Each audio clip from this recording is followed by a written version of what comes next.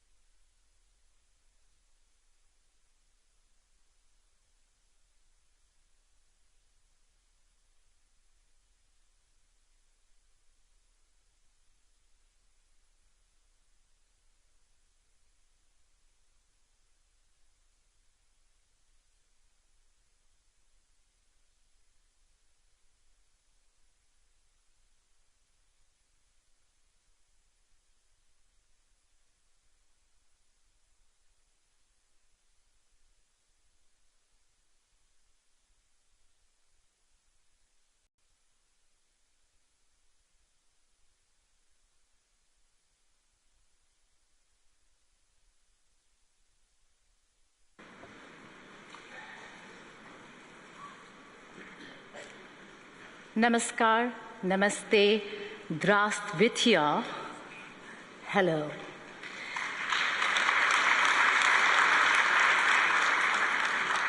Excellencies, distinguished guests, and friends, it is a privilege to welcome you to this very important conversation at a time when the world is clearly standing at an inflection point. For decades, the global economic order was shaped by a few powerful capitals, a few dominant institutions, and a few accepted rules of engagement. But a new global economic order and architecture is emerging, one that is more diverse, more contested, of course, but also more representative. The countries on the stage reflect that shift. We have Russia, a major power at the center of today's geopolitical realignment. China, one of the world's largest economies and a defining force when it comes to AI, trade, and infrastructure. We also have Uzbekistan, representing the rise of Central Asia and as a region of energy, connectivity, and geostrategic opportunity. And then we have Tanzania, an important African voice led by one of the most significant women leaders of our time.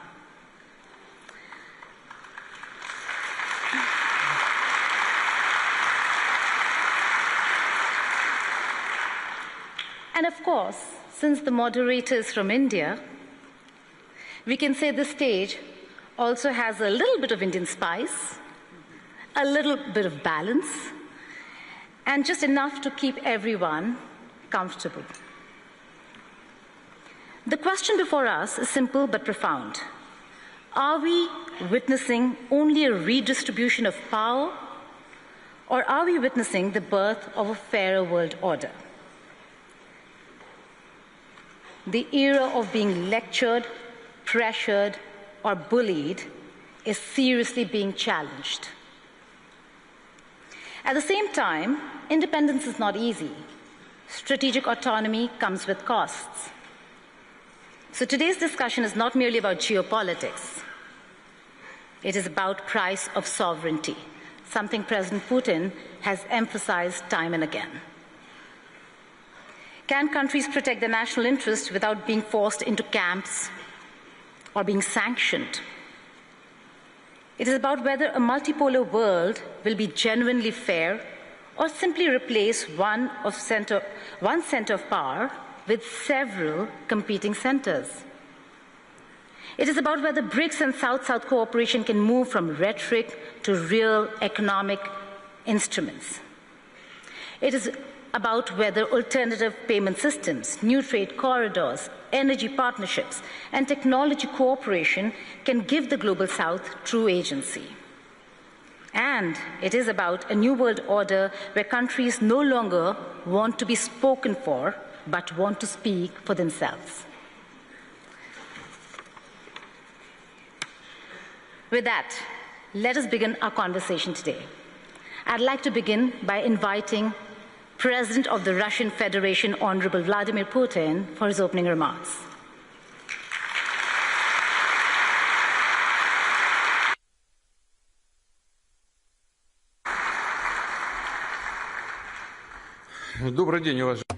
Good afternoon, ladies, gentlemen, President Mirziyoyev,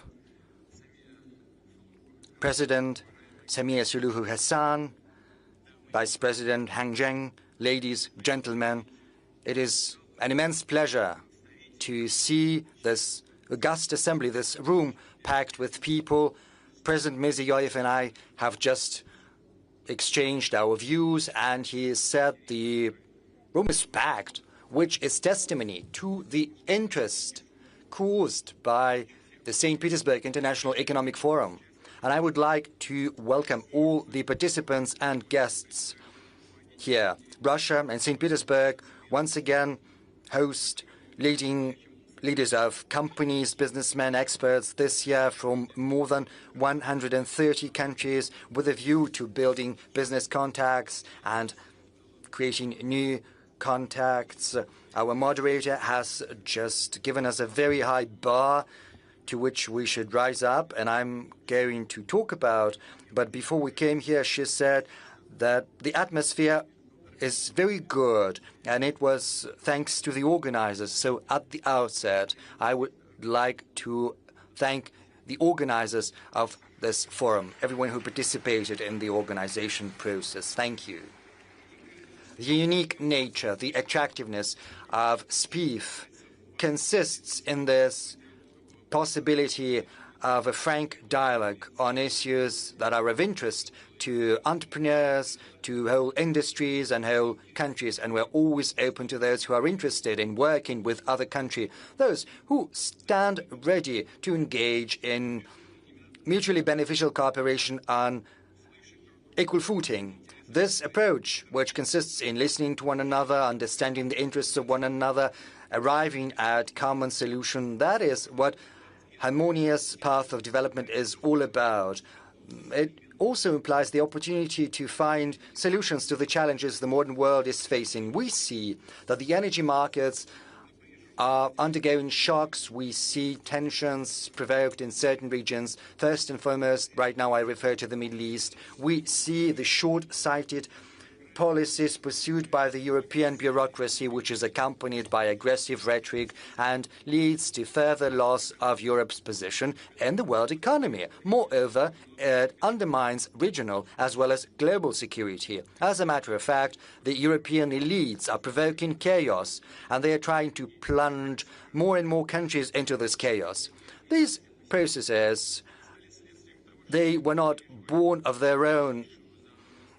This is the consequences of the fact that over the last decades, the world is undergoing the most profound structural transformation, which is not a transition from one stage to another of the cycle. The very paradigm of global development is shifting. What did we have in the past? What I want to draw your attention to is the fact that for decades, global development model was based around a restricted number of financial centers, technological solution, insurance and logistics hubs, rating agencies, as well as reserve currencies. And this architecture was portrayed as universal, as something that fits allegedly everyone, and hence allegedly neutral. But as a matter of fact, it was increasingly often used as an instrument for political pressure and unfair competition when settlements, technology, logistics, and sometimes even access to information can be switched off in the blink of an eye in order to punish those who choose to act in their own national interests. Basically, this was a deliberately created system of dependence, or system for taking someone else's resources out of them. Right now, the overwhelming majority of countries see that, and this is something that is seen by entrepreneurs, banks, industrial companies, farmers, as well as transportation companies. They see that their investment plans to develop their business can face serious risks, that the external infrastructure they use can be turned against them. That is why countries begin to pursue their own technological solutions, building their own supply routes as well as institutions. Russia feels the full brunt of these changes. The pressure against our country remains, and yet the space for maneuver is growing. We see new partnerships, new financial and technological solutions. We're exploring more promising markets. Thus, Russia believes that the global changes are not just a threat. They also carry enormous opportunities, and to seize them, we're trying to act swiftly and pragmatically. I will reiterate, this current turbulence goes back to the fact that from a vertical hierarchical model which served the interests of a very small group of countries, the world is transitioning to a distributed, more comprehensive multipolar system. What am I referring to? The structure of growth is shifting in favor of new centers of development and the countries of the global south. Colleagues, you see that very well And this is not a declaration. This is objective realities, because the countries I'm referring to see a growth of population. They see the birth of middle class, a surge in their industry, and expansion of their domestic market, which means new cities are being built, just as roads, ports, energy, and digital grids. They built their financial, educational, and scientific centers. I would like to say in that regard that the world is becoming more equitable, fairer, because economic growth is extending to a growing number of countries, giving billions of people who used to be on the periphery of the global economy new opportunities. Importantly, new centers of growth want to select their trajectory of development on their own. They want to get greater share of value added, build their own logos and standards as well as competences. So if you look at the global GDP dynamics of the last 5 years, you will see that almost half of its annual growth, 49%, is accounted for by BRICS countries, whereas the contribution of the so-called Group of Seven is estimated at 18%. Just for your information, I can tell you that in 2021-2025, the global economy grew on average by 4.1%. Annually, 2% accounted for by BRICS and just 0.8% accounted for by the G7. Right now, the share of BRICS in the world GDP based on purchasing power parity stands at 40%, whereas the G7 share is less than 29%. So BRICS has already overtaken the G7, and it did so back in 2020, but this gap is increasing. This gap is expected to grow in favor of BRICS. But what are the sources explaining this process? This is due to the fact that BRICS is going to grow at a steadily greater pace. The pace is greater right now, but this trend is going to persist. The G7 is going to grow at best by 1.1% per year, whereas BRICS nations are going to grow by more than 4%. Colleagues, we are not the ones who say that. This is the World Bank and the IMF that are saying that. International institutions have to state this. Of course, it is more interesting to go there where the development is more dynamic. There is a possibility for building your production and selling your products, and that is why the center of the global trade as well as the financial system is going to shift. It is already shifting, and this trend is going to persist. For many years, most flows of trade, capital, and information were going through a handful of Western infrastructure hubs. Even when a good was flowing from one Eurasian country to another Eurasian country, the settlements, logistics, insurance, arbitration were all based on the institutions of third countries, which generated additional costs and created political dependence. Right now, international trade is becoming increasingly efficient. We see growth of supplies without intermediaries. Settlements and national currencies are expanding. New corridors are being set up. In Eurasia, I refer to North-South corridor, Trans-Arctic transportation route, as well as links via the Caspian Sea, Central Asia, the Black Sea, and the Middle East. All of these projects and logistics routes are the emblem of modern development as well as future development. To cite an example and to show that the global trade system ceases to be centered around the West, I can say that over the last 25 years, BRICS' share in the world trade in goods has more than doubled. Last year, BRICS accounted for almost 25% of the world export, and this indicator continues to grow steadily, inexorably, just as intra-BRICS trade is growing, and it has exceeded $1 trillion per annum.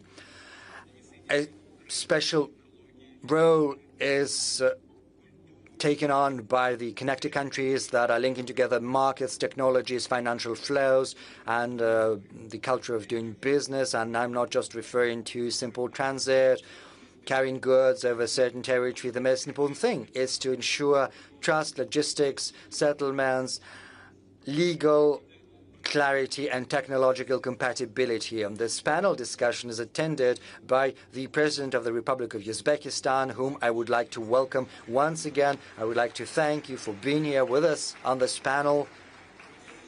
You are at the helm of the country, which is one of the centers of economic growth. Uzbekistan's population is growing rapidly.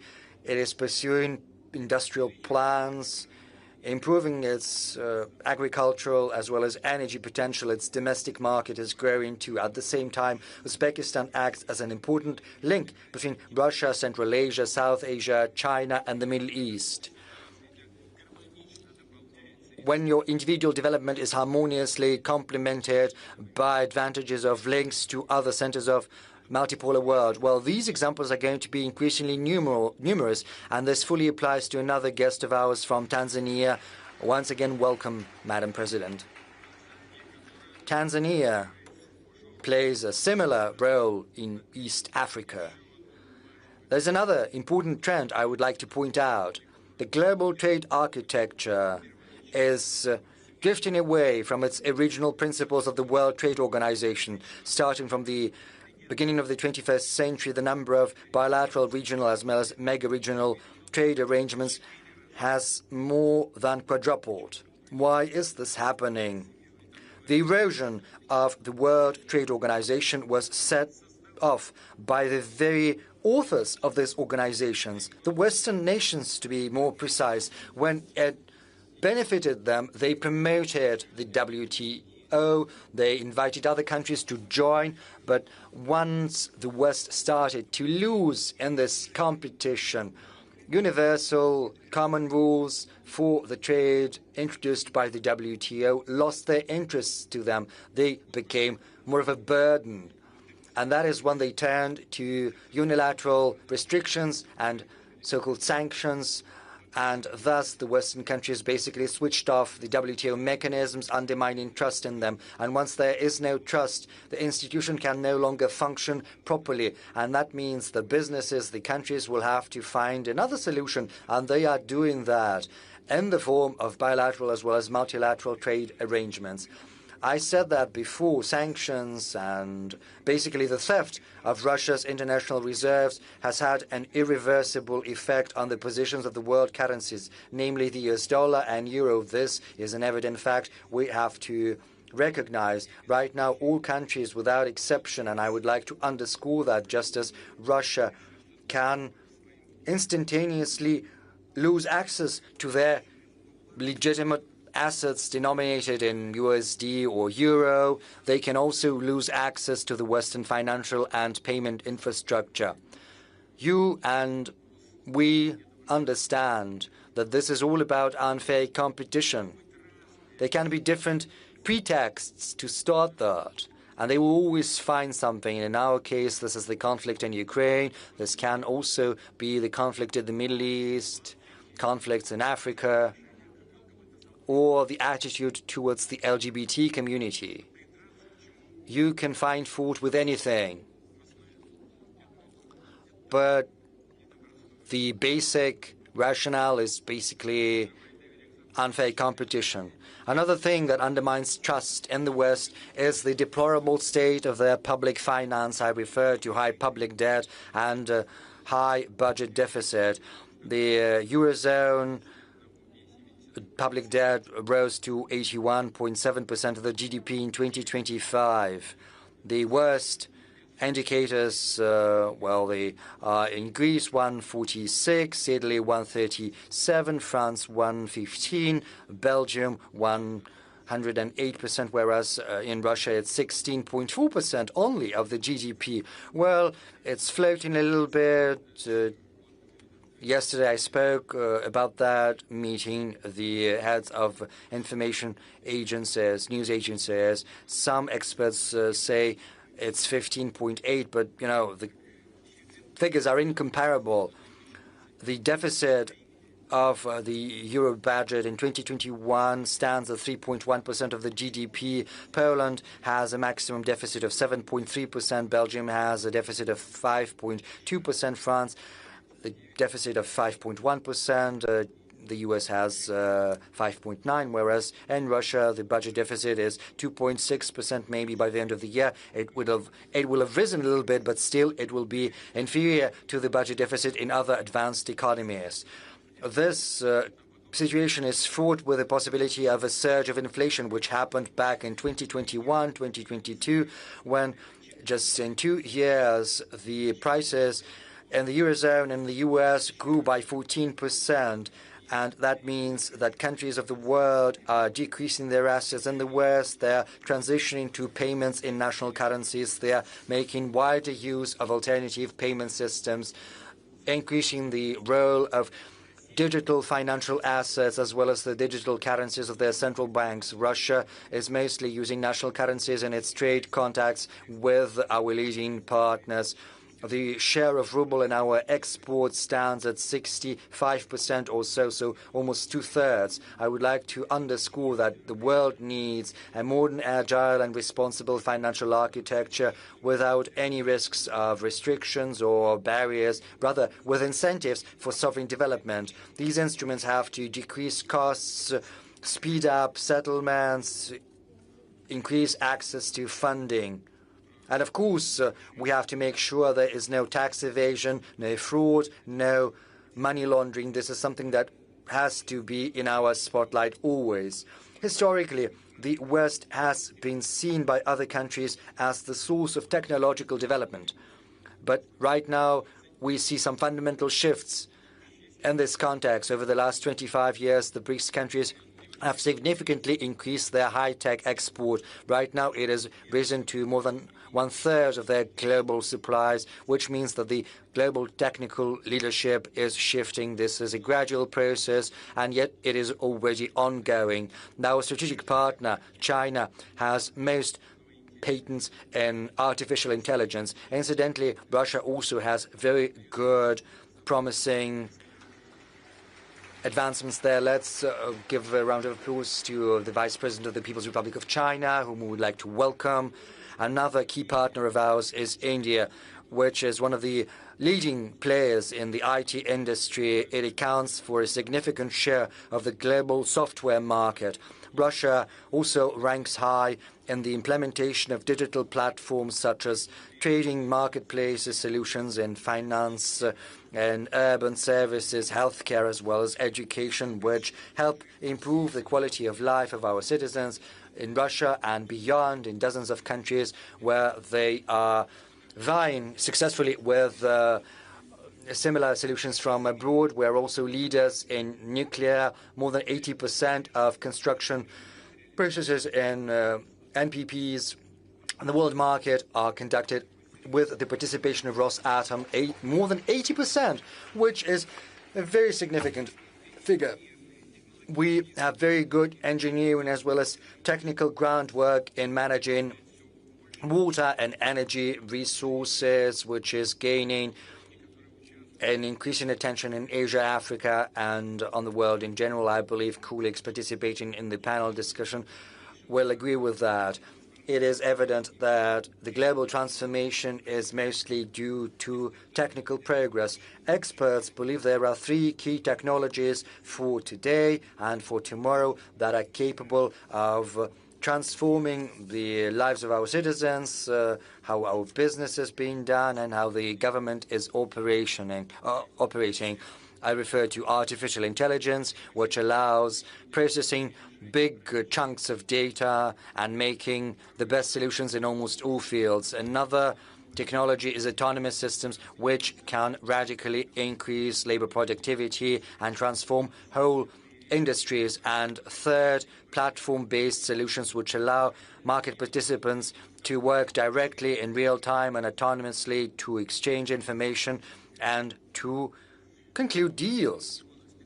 Experts and scientists believe that the countries and groups of countries that have their own set of technologies in AI, autonomous systems, and digital platforms will become centers of sovereignty in a multipolar world. Moreover, without these technologies, real sovereignty is going to be unachievable. I would like to underscore the technological base is of paramount importance to countries with big population, vast territories, and unique cultures. These countries can't act as simply consumers of solutions offered by someone else. Otherwise, they risk becoming subject to foreign control via foreign platforms. And the question is how these platforms are going to be used. So big countries, true civilizations, are facing a historical choice. Either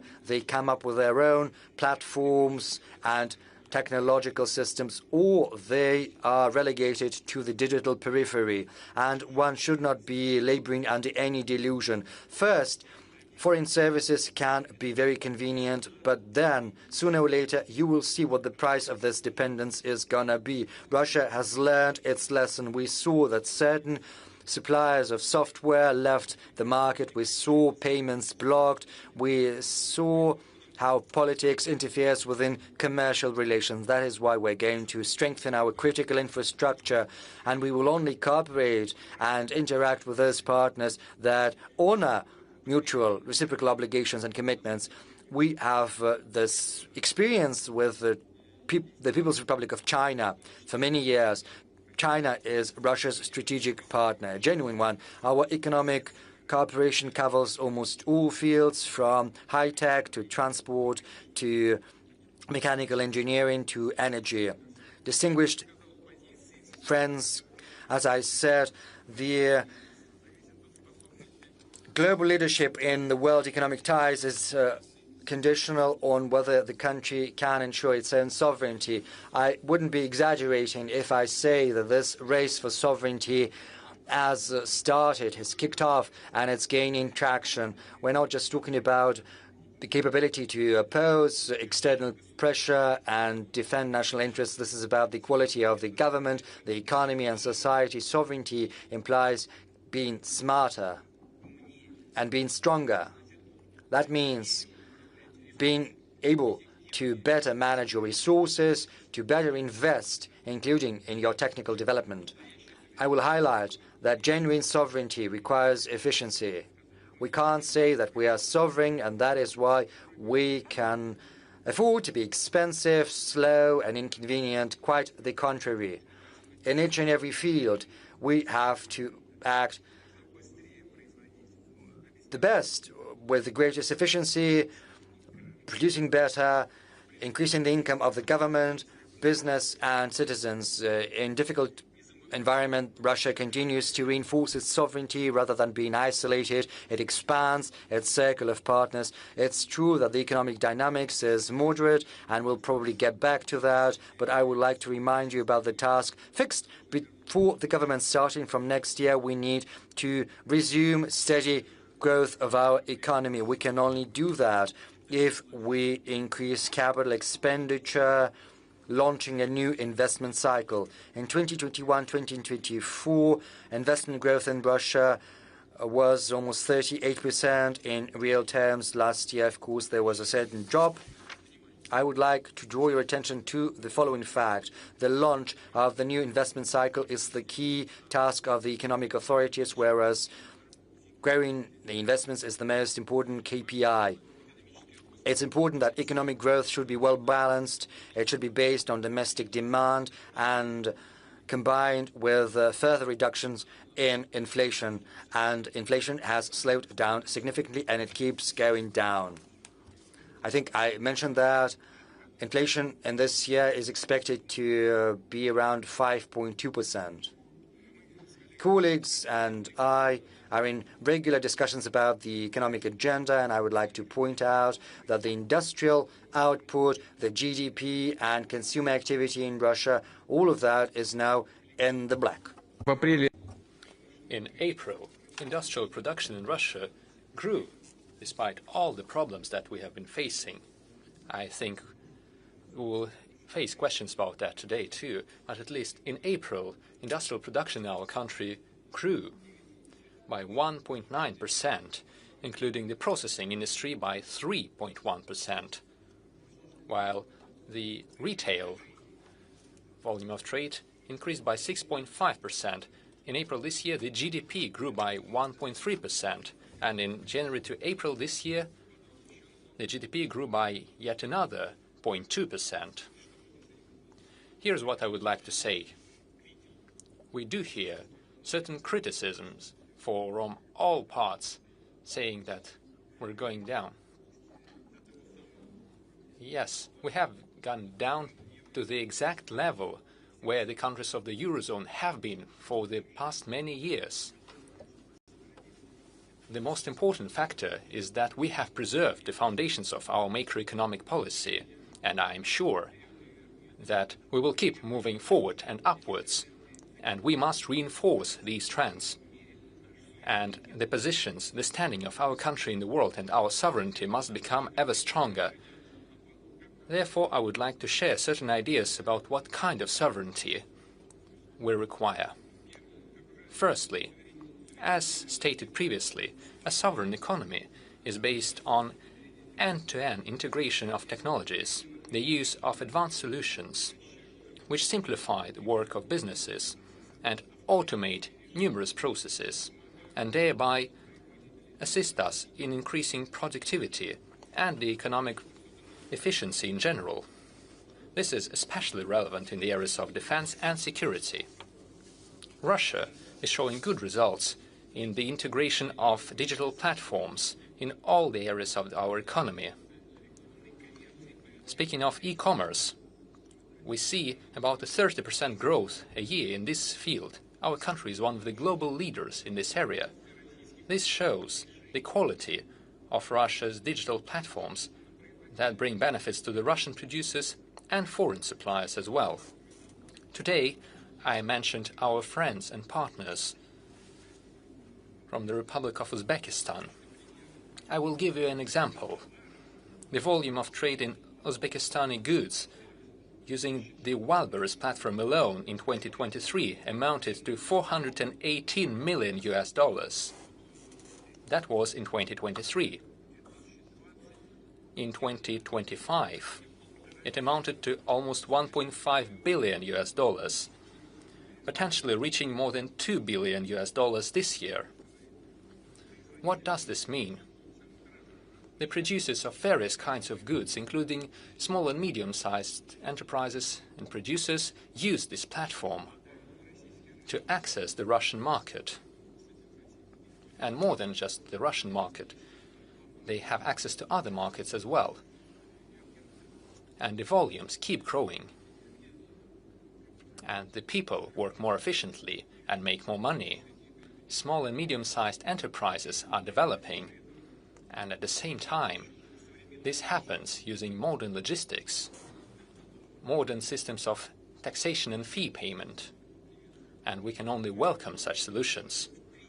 The volume has already grown by 3.5 times and continues to rise, thanks to access to all the consumers on the Eurasian economic space, and access to the partner countries, for example, in the dynamic African continent. This is also what we see using our platforms. Today, this Russian platform opens opportunities for businesses to reach more than 500 million potential customers across the world, and the numbers keep growing. Therefore, Russian digital platforms become a true driver for developing our partners' economies.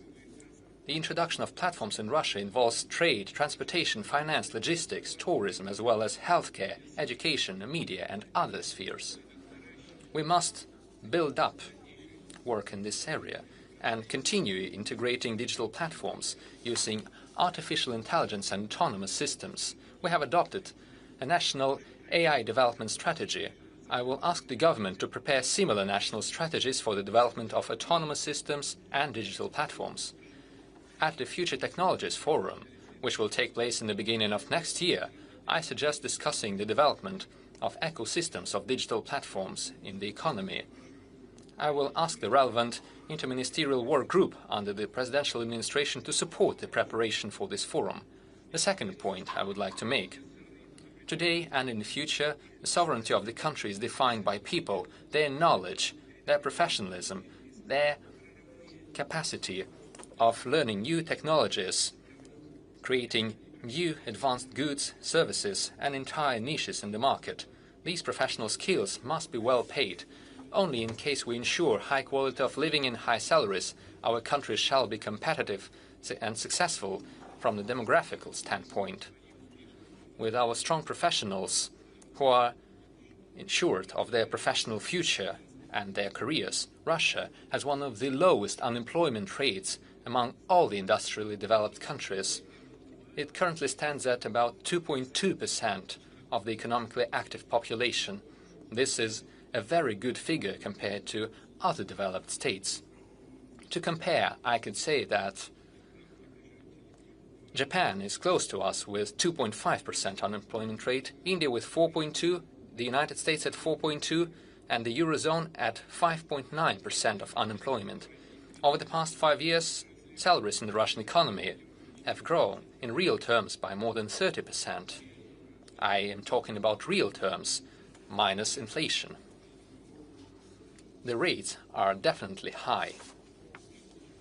Let me underline that further stable growth of salaries shall be linked primarily with increased productivity, as well as efficient organization of production based on modern technological solutions and our strong School of Engineering. There is another matter related to labor mobility, when specialists can find more advanced and highly paid jobs at a new enterprise in a different region of the country, where professionals are more demanded and where they may find new industries from the strategic areas that create goods with high added value. We know that young people are the most mobile ones, those who have just graduated or are about to graduate from universities and schools. In order to ensure their professional start in the career, we agreed to legalize and create a legal framework for internships, defining the obligations of the employers and labor guarantees for the employees. We also agreed to modernize the student contract and to adapt it to modern conditions. I know that amendments to the labor code have been prepared. I will ask the government and the State Duma to accelerate their adoption. Third point. It is obvious that sovereignty of a country as large as Russia is not just defined by the capital or a few major industrial centers. Each region must attract investments and create high-quality jobs, develop their industries and their urban environments.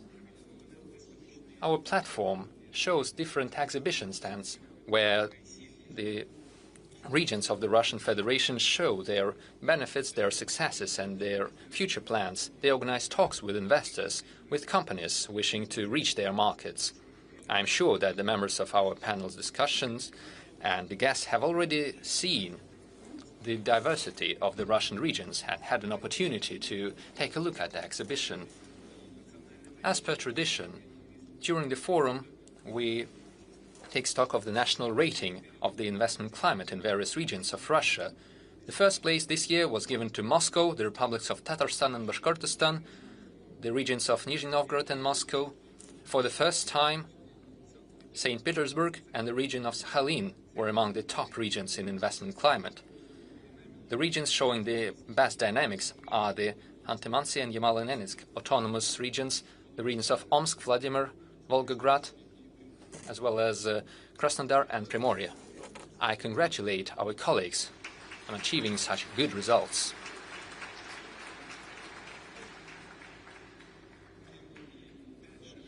We shall continue providing the necessary financial support to the regions, including using the infrastructural budget loans. Over the past 4 years, this tool has been used to allocate over 1 trillion rubles to the regions. Up to 2030, we're expecting to send another 750 billion rubles. At the same time, we cancelled the debts of the regions on budgetary loans. Over the past 2 years, this amounted to almost 440 billion rubles, and this year we will postpone the payment of such debts by over 100 billion rubles. The regions may allocate these funds for development projects. Let me add that starting this year, the national rating of the investment climate takes into account another area. I am talking about the reduction of the investment construction cycle on the cultural heritage side. Old houses, mansions, buildings.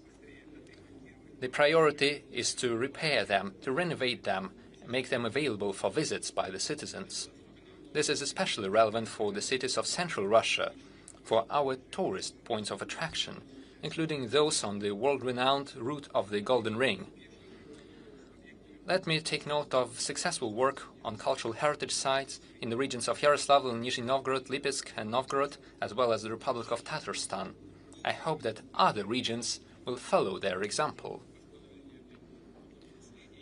Speaking of the restoration of cultural heritage site and speaking of development of the regions of our country, it is important to use the capacity of our business partners, major enterprises playing a defining role in the economies of certain regions. A decision has been taken to prepare mechanisms for the involvement of such enterprises in the construction sphere, in the construction of social infrastructure, kindergartens, schools, hospitals and clinics. I will ask them to finish this work in the shortest terms. We have agreed that major state companies and corporations shall move from Moscow to the regions in order to decrease the load on Moscow and give a new push to the development of businesses in the regions, to increase their revenues and to create new jobs. Mr. Sobyanin, this wouldn't hurt Moscow, I believe. We have positive examples of such relocations of major enterprises like the Roshydro Company and PSB Bank. The United Engine Construction Corporation has also taken similar decisions. The Russian railroad company is finalizing such steps, and other railroad construction companies are also considering such decisions. I understand the difficulties related to the relocation of companies, but we need to be more active in such efforts. Furthermore, modern entrepreneurship is not only about business development. This is a truly creative work, which creates a more comfortable urban environment and entire new cities which are comfortable and attractive for life. We have such examples. I believe it is important to support initiatives of private investors to give them more creative freedom using new economic and constructive solutions, to connect high-tech investments, tourism, culture, creative solutions and local identity as part of the special legal regime. We also need to consider the possibility of collective investment into urban environment projects. I'm talking about the mechanisms that would allow the citizens to be directly involved in the development of their own region or their village, to invest into the improvement of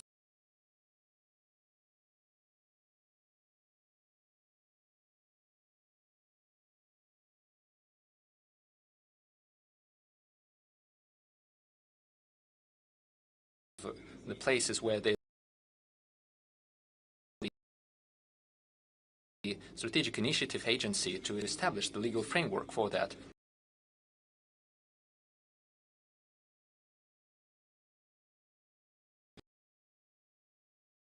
Who establish new market niches, produce new goods and services and stimulate employment.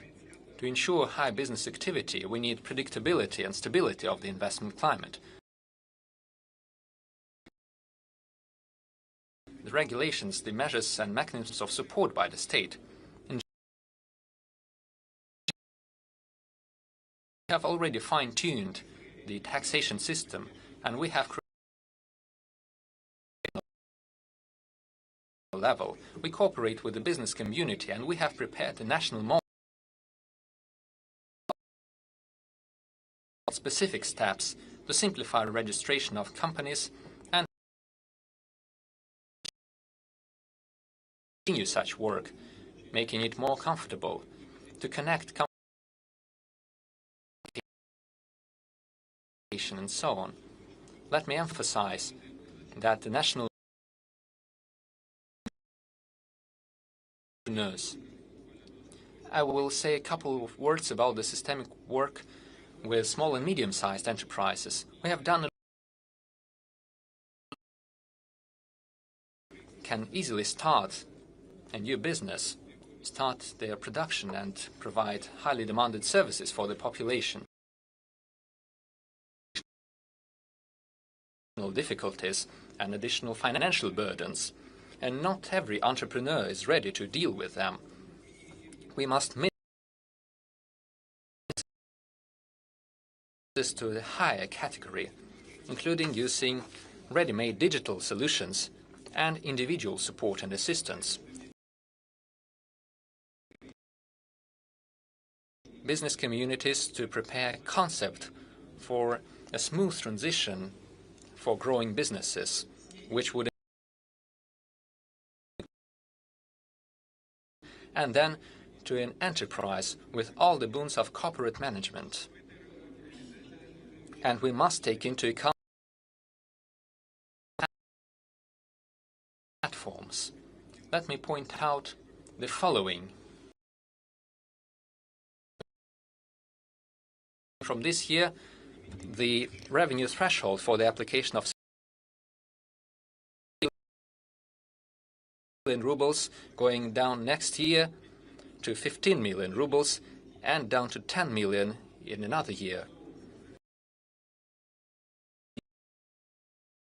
In great detail, as well as with the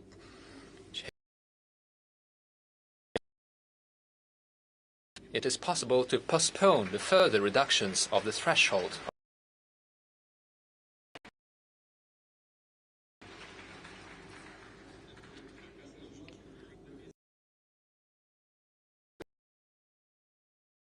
These words from the audience.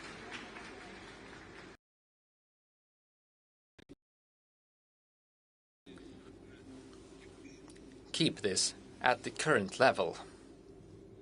I will not give the specific time. Duma to take the necessary amendments, and together with the representatives of business communities and conditions for small and medium-sized enterprises in their production,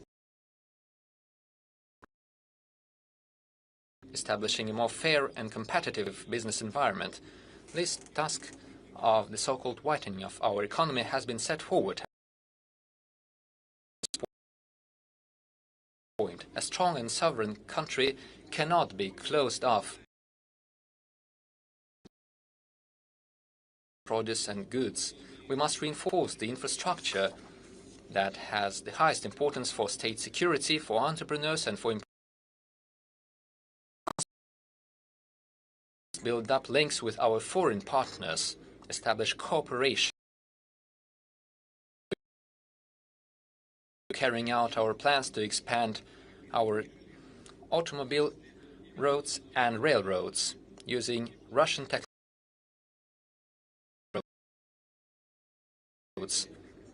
We already have the pilot project, the Moscow-St. Petersburg Railroad. We shall also corridor as a global artery. We shall develop vessels of different classes.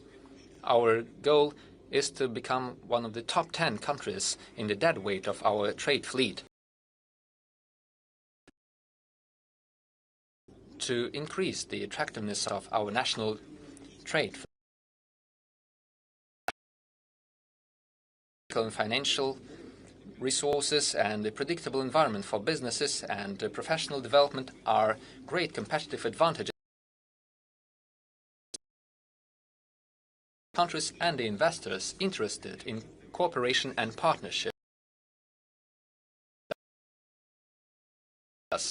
Those who want to invest into Russia, into joint businesses, and invite our Russian companies for cooperation. Forum shall make a great contribution into this major and very important work, allowing all of us to countries and peoples. Thank you for your attention.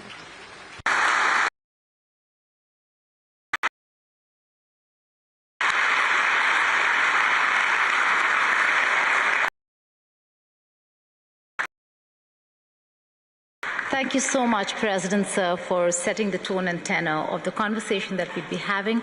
But before we go further, let me Honorable Shafkat Mirziyoyev. Thank you so much, sir. Please.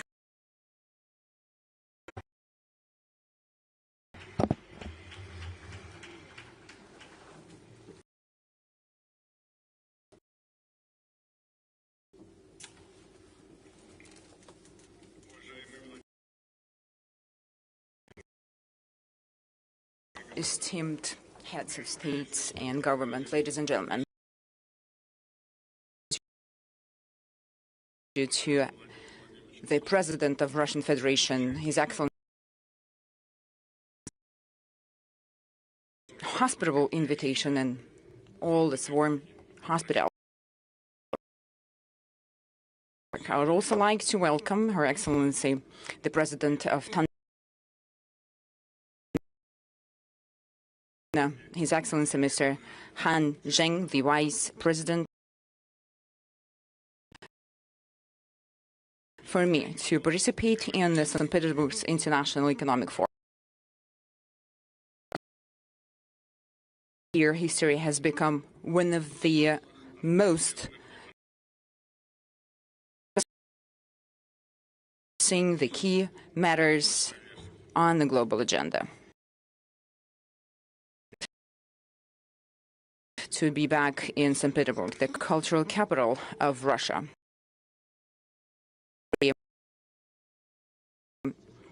Linked to Uzbekistan, spiritual. That's the connection we have. During the harsh war years, many Uzbek, while Tashkent sheltered more than 1.5 million, remains part of our shared moral.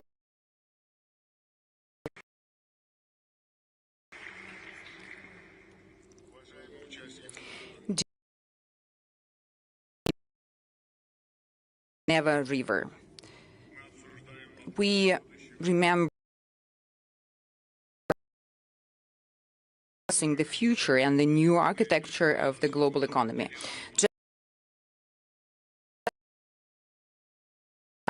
That's what we feel. That's the new architecture.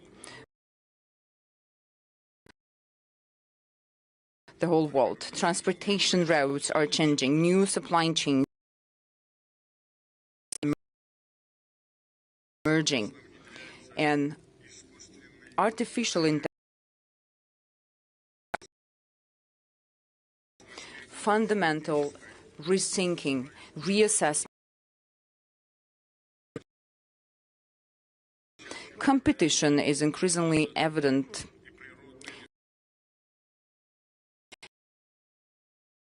Is shifting into the realm of technology, algorithms, logistics, and infrastructure. Play a consolidating role, and I'd like to emphasize. And they are there to establish a proper area for Uzbekistan for millennia has been the heart and Tashkent. Not only goods has been passed and religion traditions also a choice for us, but a vital necessity and civilization.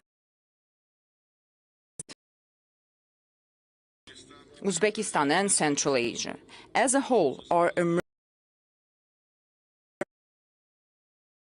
growth. Here, the transportation, technological, there, and that's the future coverage. The cross south, west, and east is taking shape here. Connectivity of a completely new level. networks and energy corridors, but also integrating digital.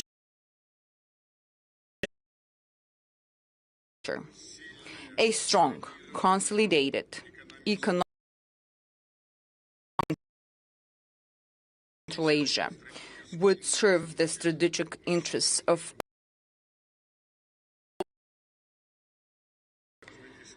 Russia. For Uzbekistan is more than a strategic partner and ally.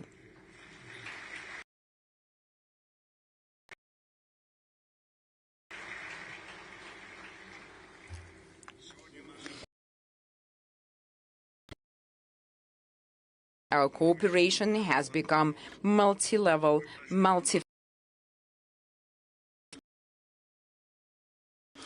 and commodities to complex industrial chains, technologized production. According to our statistics, over the recent 10 years, rising from 4 to 50 billion dollars.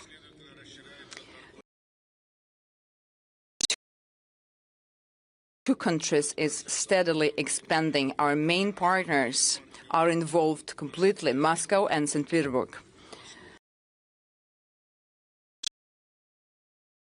Kortostan, the Krasnoyarsk and Perm Krai. The processes, which are also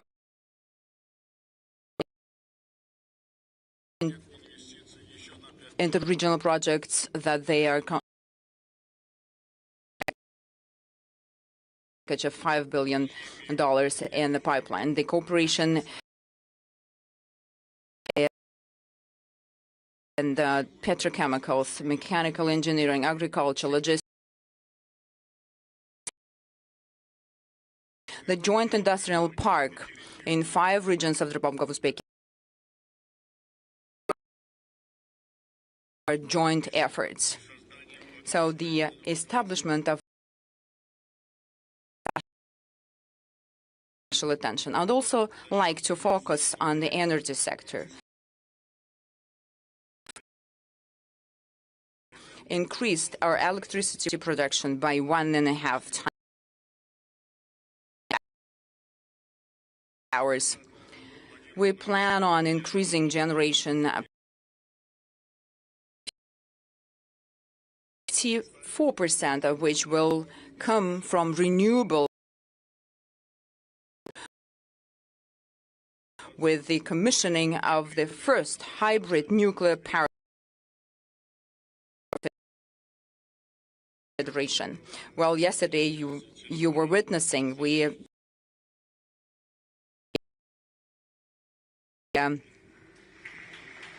attended the first concrete. For us, it's a long-term development project. We adopt advanced technologies. We also intend to collaborate in agriculture, industry, and science. And circumstances, technological and industrial bilateral level only. We are focusing on broader industrial potential, resources, markets, and formation of a Eurasian technological and an interconnected system of industrial and technological form for industrial cooperation. We're talking development and personnel training to the localization to foreign markets. We propose implementing this initiative on the basis from Central Asia. And I'd like to emphasize here to gain great experience of joint efforts. Businesses to find partners directly and establish mutually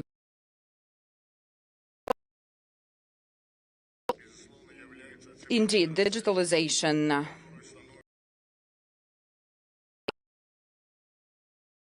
as it is becoming a new language of economy. Today, it primarily entails digital platforms. They form an entire ecosystem comprising job opportunities. Uzbek businesses are a technological partnership with a wide range of sales volume has increased 3.5 times over the last few years through Russian marketplaces and remarks in his address, and I'd like to emphasize that as well. That's quite strong result, I think, and it's a great perspective. Cooperation, we propose creating a joint digital ecosystem. This could initially further promoting Uzbek and Russian brands, establishing a unified digital employment profile, and developing artificial intelligence for businesses, and will provide our nationals, our citizens, with additional income opportunities. At the same time, ultimately, the individual human being is at the core of all, with more than half of its population being young people. That's not just a statistics. It is the source, the energy for development. The task today is not merely to provide young people with also crucial to create an environment, conditions for them.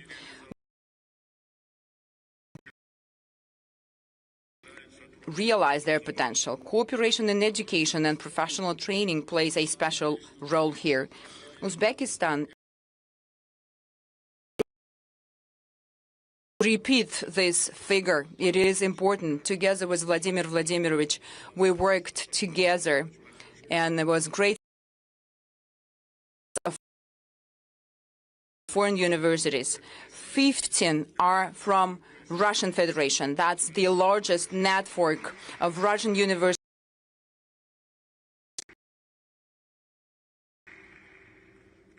At the same time,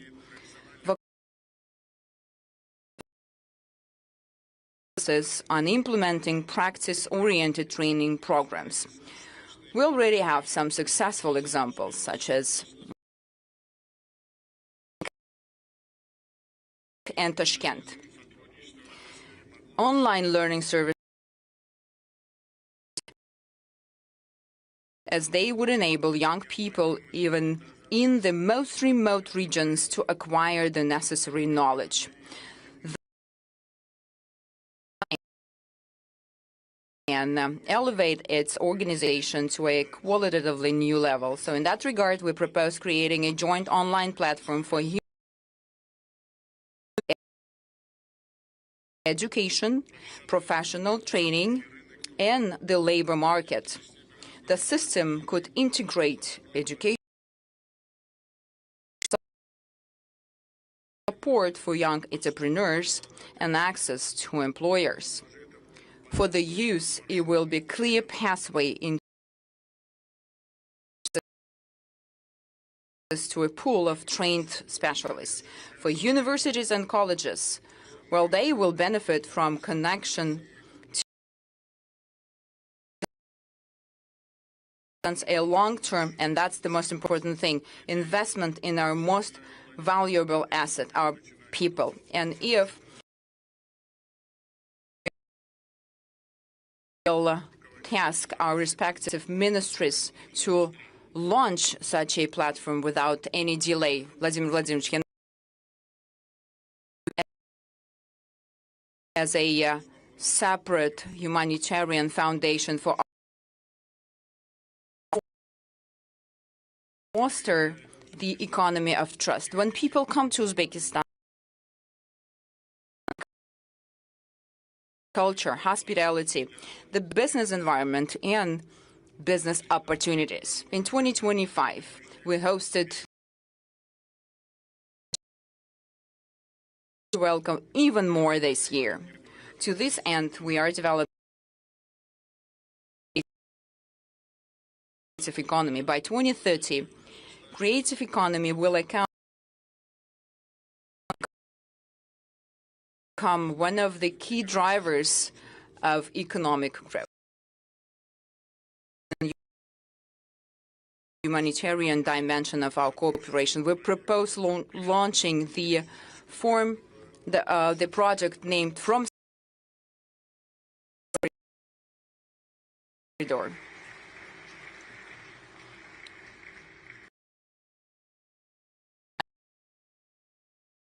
Joint art and film festivals, museum events. Yesterday, Uzbekistan's cultural and artistic projects were launched at the Mariinsky Theater, and the year 2026 holds special, a landmark milestone in our systemic reforms. A decade ago, we embarked on the inclusivity and pragmatism. Over these years, including a favorable business environment, our economy has grown $50 billion. Now, within it has increased up to $147 billion during the period of reforms. We have attracted more than 150 modern enterprises. Export of commodities and services amid global instability. Uzbekistan continues to demonstrate the domestic market is expanding and the demand. This provides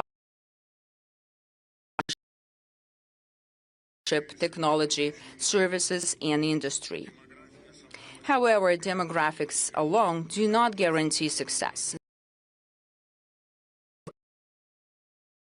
And intellectual resource, manifesting as competences, productivity, and the capacity to create high value-added products and technologies.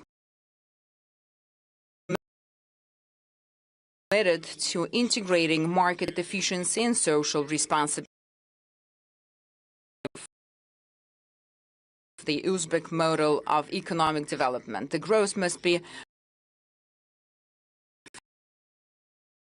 and focused on improving people's quality of life. Aggregate income has increased 2.5 times fold. Unlocking the potential of every human being, every individual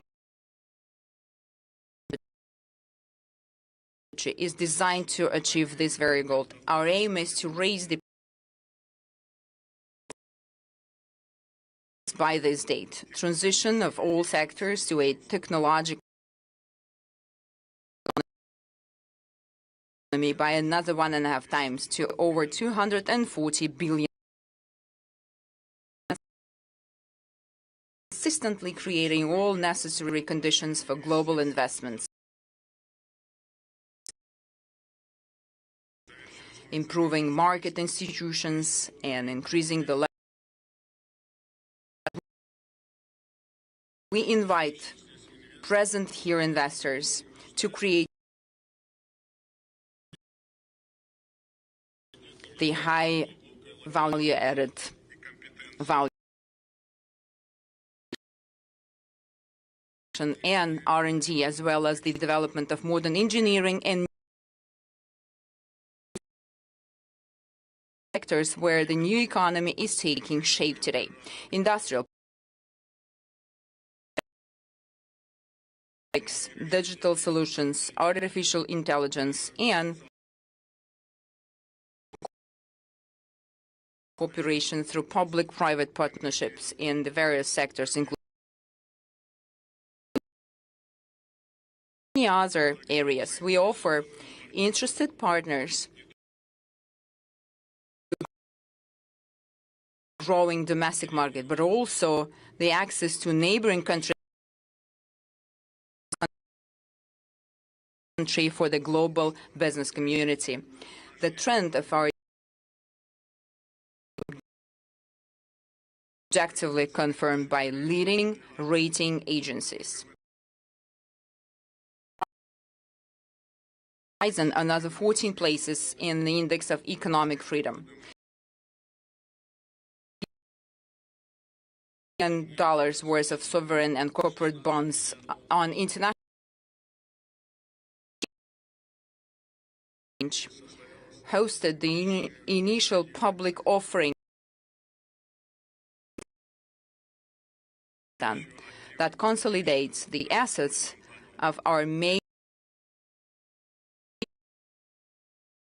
and create a sustainable financial and investment platform that Tashkent International Financial Center. The center convenient tools and reliable guarantees for conducting business. Taking this opportunity, I invite will be held on June 16 through June 18, and that will provide an opportunity to gain first-hand experience of the opportunity.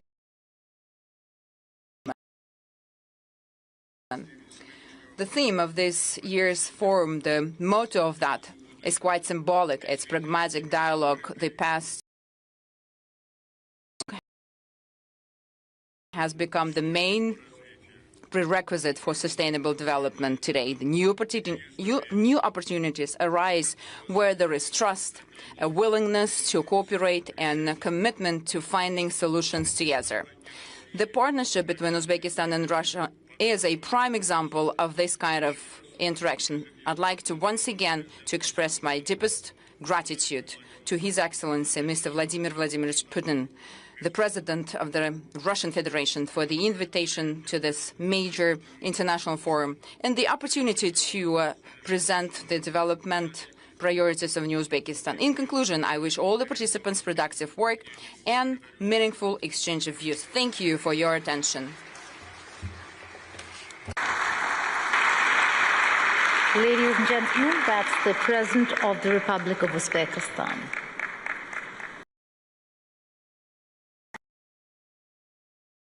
The President of the United Republic of Tanzania.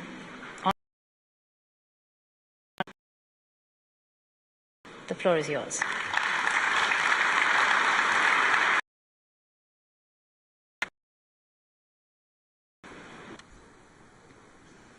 Your Excellency Vladimir Putin, President of the Russian, and our gracious host, Your Excellency Shavkat Mirziyoyev, Your Excellency Han Zheng, Vice President of the People's Republic,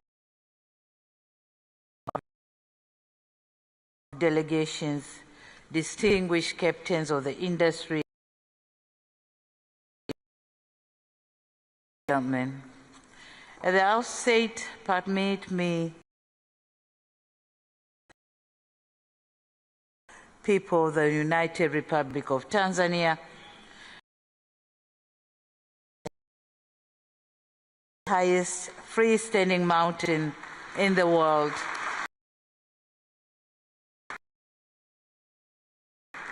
Greetings from the great plains of the Serengeti, one of the nature's oldest and most magnificent island of Zanzibar.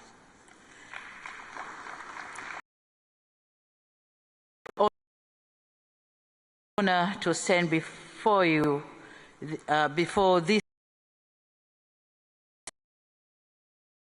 for over 29 editions, have become one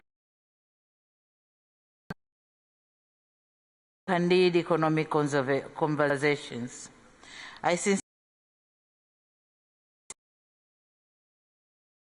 His Excellency President Putin and the people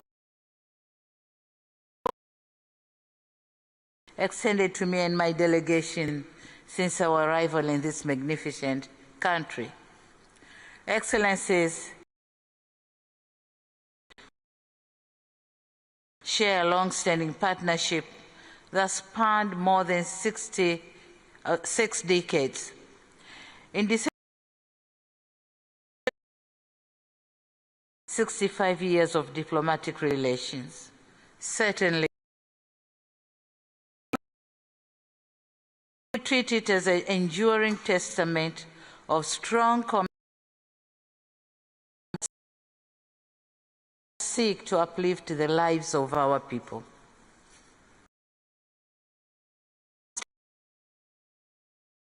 Growing economies in Africa. Our economic growth currently stands at 6% and projected to the goal is to attain an upper middle income economy status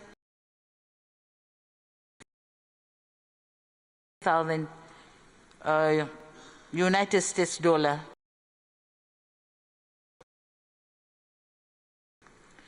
In order to achieve this goal, we are building 3 pillars at once.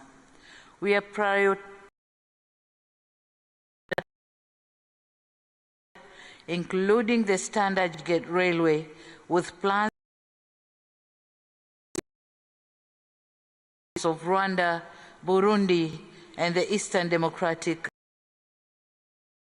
The 5 years development plan 2026-20 connecting Tanga port at the north of Tanzania to Musoma port in the Lake Victoria, and this is to facilitate the neighboring countries. The Southern Corridor Railway, which is going to connect Tanzania to Malawi railway project. We have successfully completed the construction of the Julius Nyerere hydropower project, national grids, planned to generate 8,000 megawatts by 2050 are underway. On the other hand, we joined hands with Uganda in implementing the East African oil pipeline that similarly, we are expanding the coverage to more than 95%, also building of more data as part of our national ICT broadband project.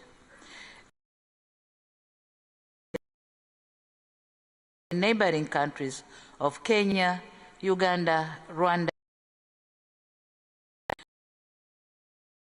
positioning Tanzania as a regional digital hub for land-linked countries. Excellency,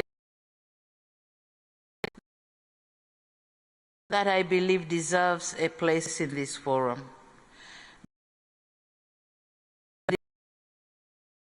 This planet will be African. Africa will be adding workers to the global labor force on a large scale. Africa will host 9 of the world's Middle East. Africa's middle class will exceed the free trade area when fully operational will constitute.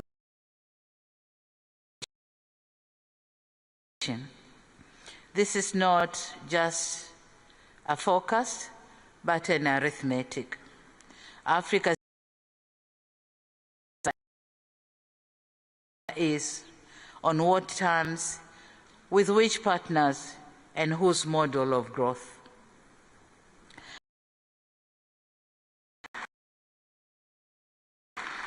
Thank you. Africa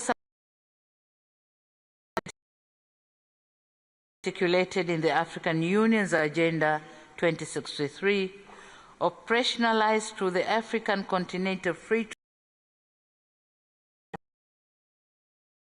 Africa and the development plans in our regional blocs. To date,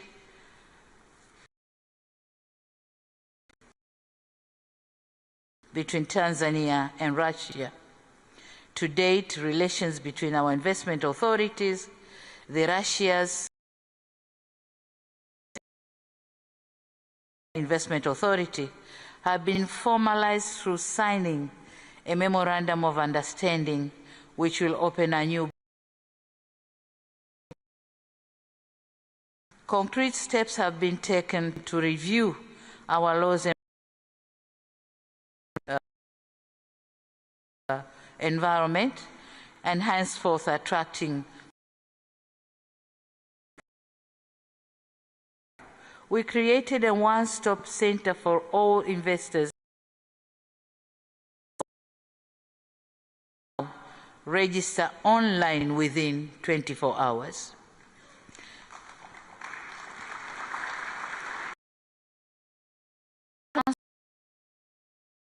Transformed Tanzania into the fastest growing investment destination in Africa, receiving around 12 billion compared to merely 3 billion in 2021. Have contributed to this growth trajectory. Our trade has equally remained steady at around $4 million to Russia, and Russia is exporting.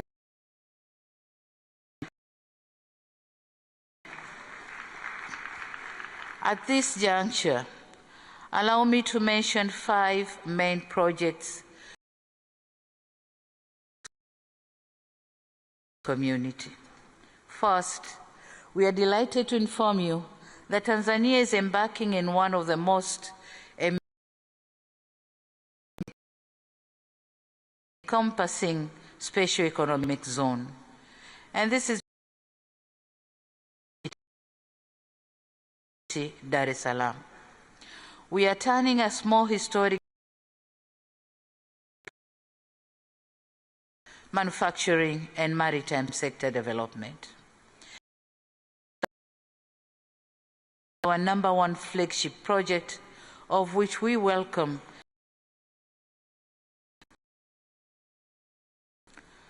moreover, we are Mangapwani Port, transshipment port. The visibility studies for both ports are ready us in investments. Second,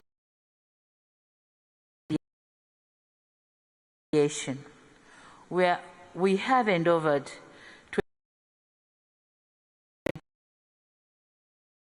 nickel, graphite, helium, niobium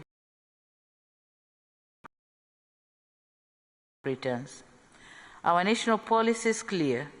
We to a producer of finished products. We in industrial parks that will give a real. Third is on tourism. Tanzania is one of the hospitality industry continues to dominate the global tourism. The Serengeti National Park won the African Awards held in December 2025. Also been crowned. Tanzania has also been crowned as was awarded Africa's best corporate retreat destination. From Russia, we have designated our national to begin direct flights between. This is going to begin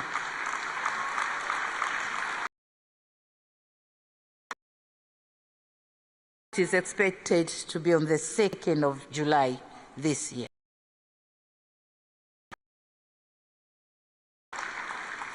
We aim to increase the Russian visitors to Tanzania 2030 and 1 million shortly after. The agriculture sector and enhanced food security. We have sustained our growing domestic demand. Since Russia is the world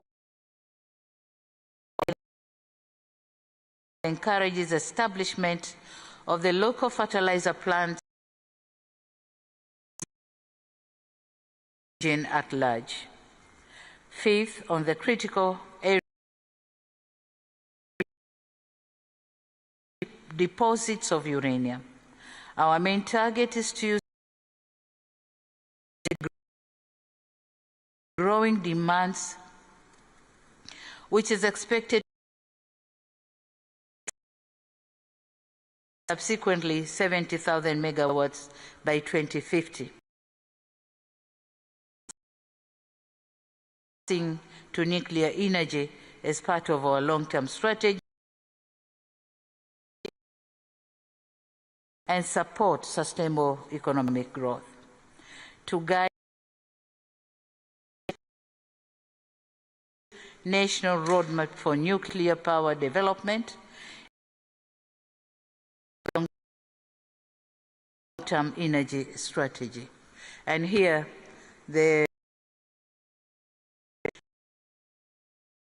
and we are under discussion with them.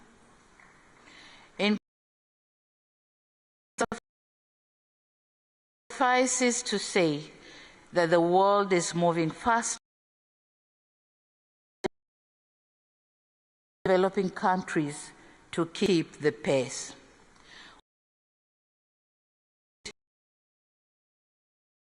This is a time for partnership, clarity, and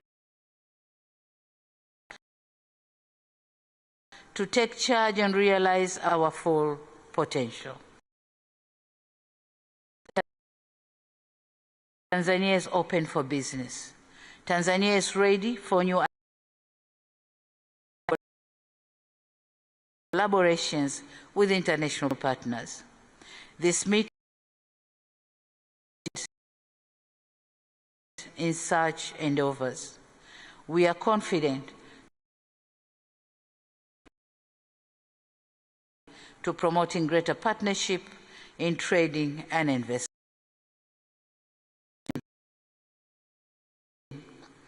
Permit me once again to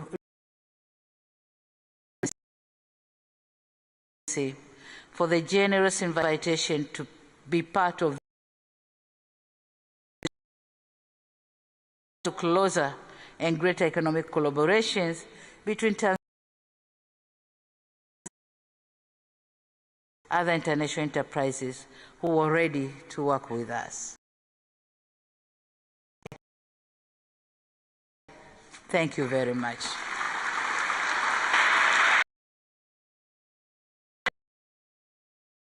That was the President of Tanzania.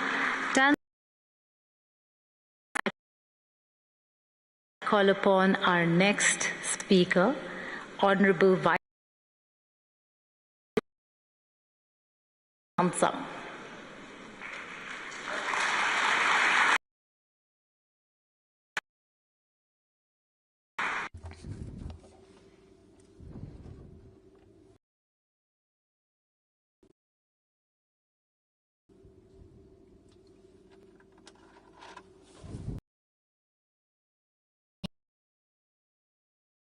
President Vladimir Putin,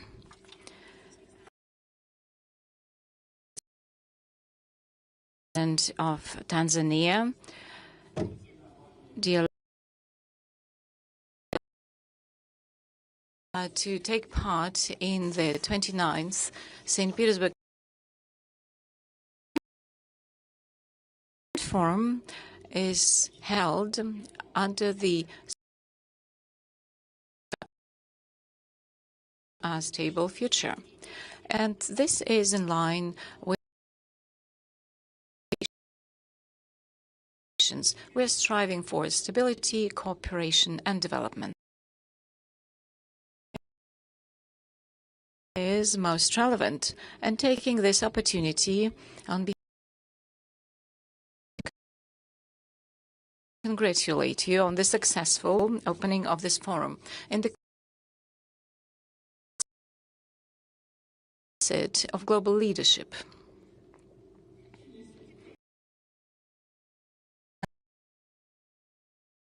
Xi Jinping initiated the global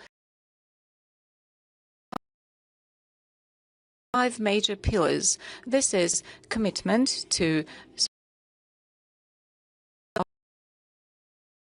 of multilateral approaches, human centricity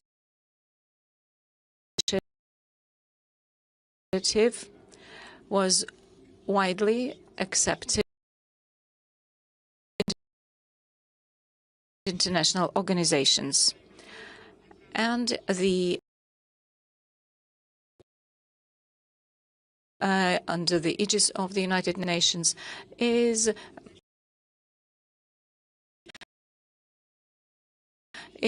a way forward to the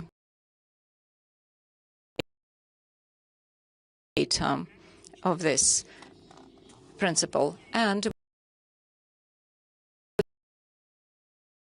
in order to promote reformation of the system.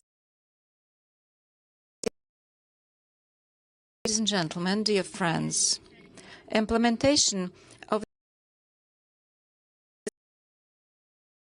of the international community, being of the Security Council, the United Nations,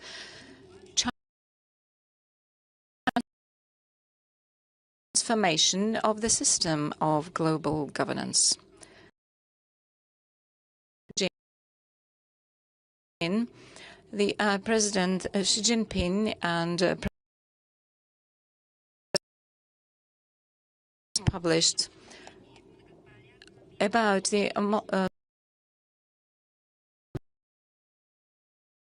and this document reflects the and Russia as leading player equitable world governance system.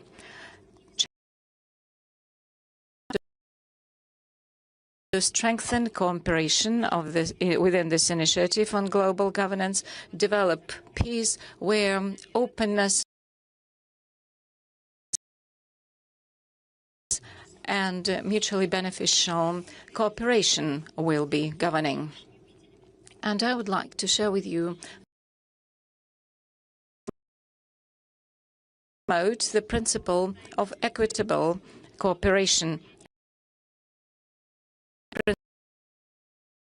principle on a mutual utilization of resources.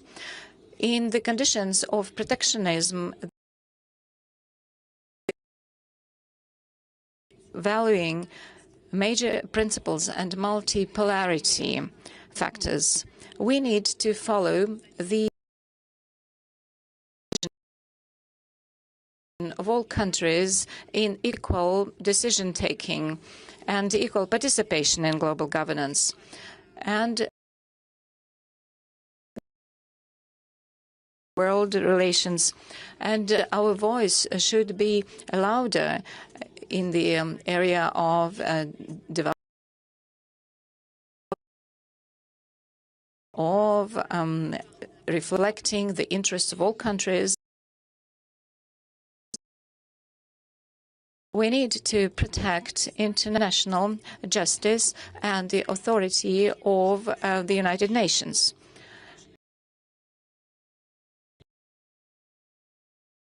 Protect the international system based on international law, world order, and govern with the principles and Charter of the United Nations. And we are against a hegemony in all its forms.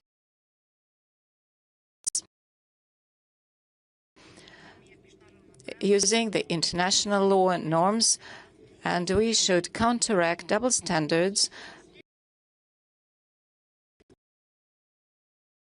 support the authority of the United Nations in the play as the role of the platform for overcoming. Thirdly, we need to promote the comprehensive development and ensure benefits to all.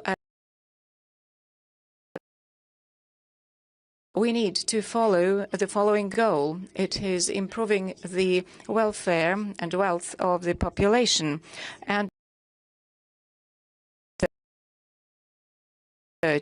should be expanded, and we need to promote prosperity of all the countries. China will continue,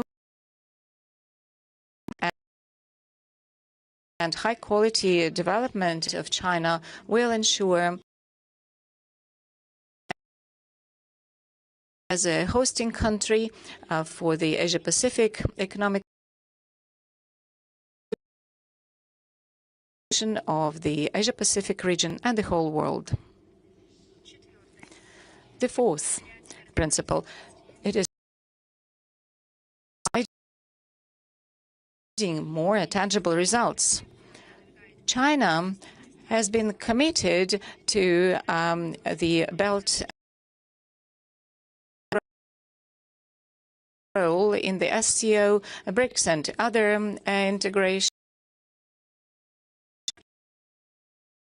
The international cooperation in such areas as artificial intelligence is also a co-founder of the International Organization. It is necessary to coordinate international actions with an emphasis on bringing together a strategic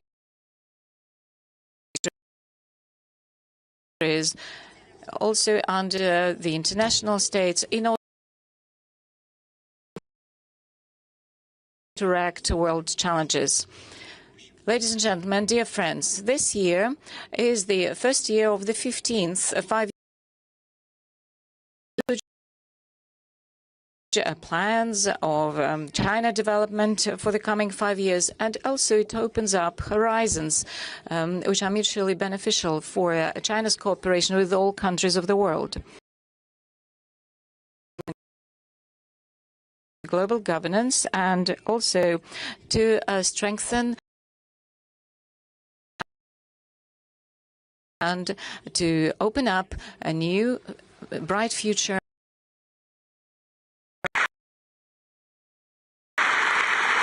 Thank you so much. That's the Vice President. Excuse me.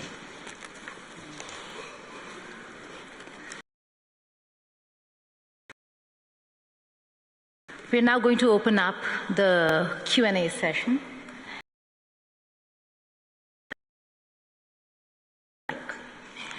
130 countries.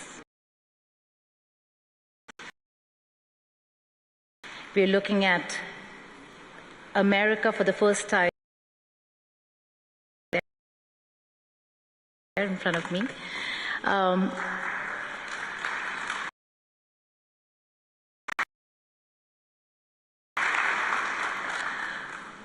This is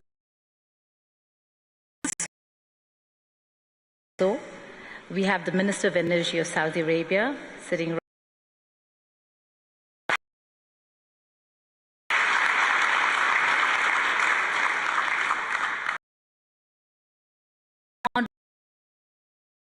Honorable President Putin. My question to you is,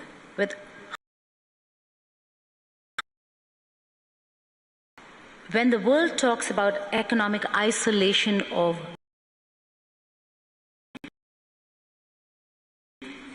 and pardon me for being a little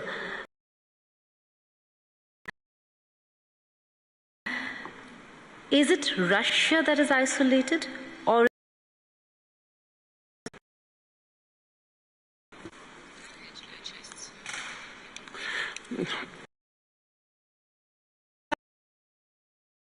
have given me a hint what I should include into my answer. I assure you, it taken place. The administration of the United States, everybody is aware of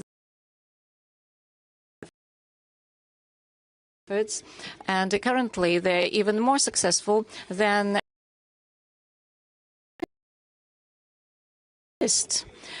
and thanks to cooperation, we were not isolated. All right. Of one energy company and the previous U.S. administration LNG project. But as soon the first LNG was uranium to the American market, and the first then there's an international company with participation in terms of volume is a Russian one until now. So Americans are pragmatic, and whenever it benefits them, things went on. We still East with certain countries that formally, officially, these projects, they keep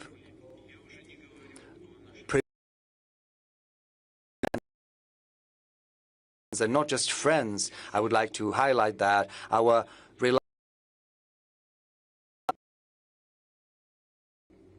I refer to countries of Asia,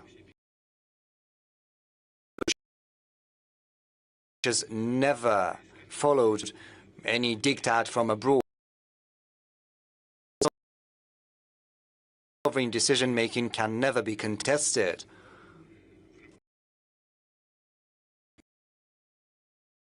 As far as organizations, international ones are concerned,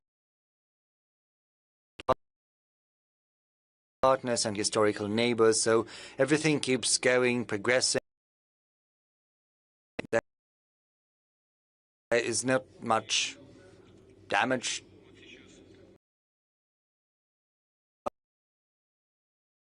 official representatives from the United States of America. We have never isolated ourselves from any people from these countries. This is something we can only rejoice in. The economic questions, but being a journalist, I have to ask you this. Wrote an open letter, and he and has called this your war. I'd like to a visit to your forum in St. Petersburg, covering a distance of more than 1,000. A war without a real cause. We hear you are comfortable or your parade in Moscow. Your own life is for your own existence, not Russia, but your own.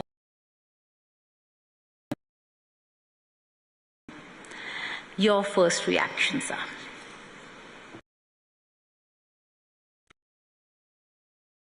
Well, as for my residence or parade, this is not my personal. And they said, we knew you wouldn't be at the.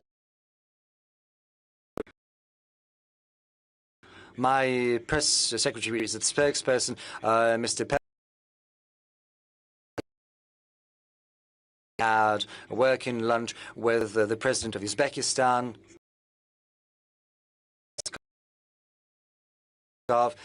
Has told me about this letter once again this morning. Skimmed it over. So there are several things I paid attention to. It mentions my age. What can I tell?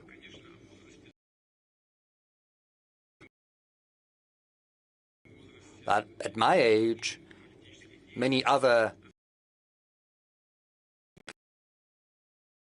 performing their functions, some of them are older.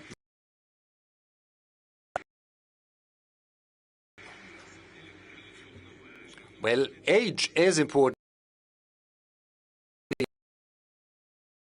You are capable of functioning properly, doing your job properly. Who still are very energetic, whether they say it's a political assessment, but then in an elected position, this is important, no doubt about that.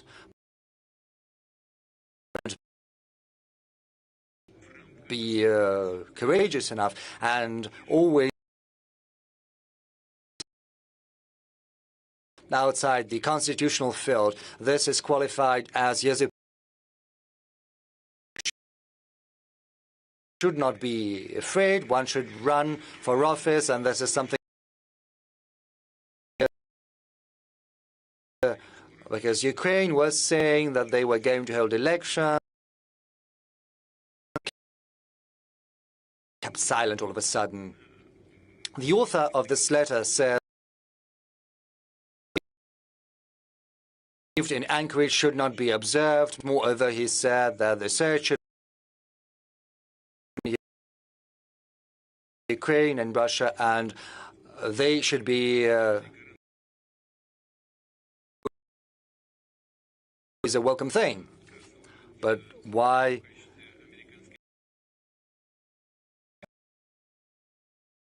And President Trump in particular, I do not quite understand. They do want to see the administration of the U.S. or President Trump as a. We saw Donald,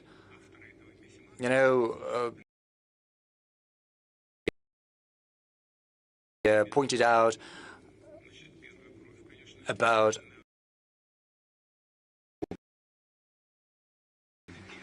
blood is probably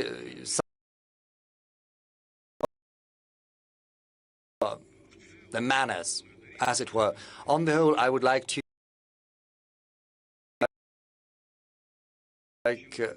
it's useful, but there are other things that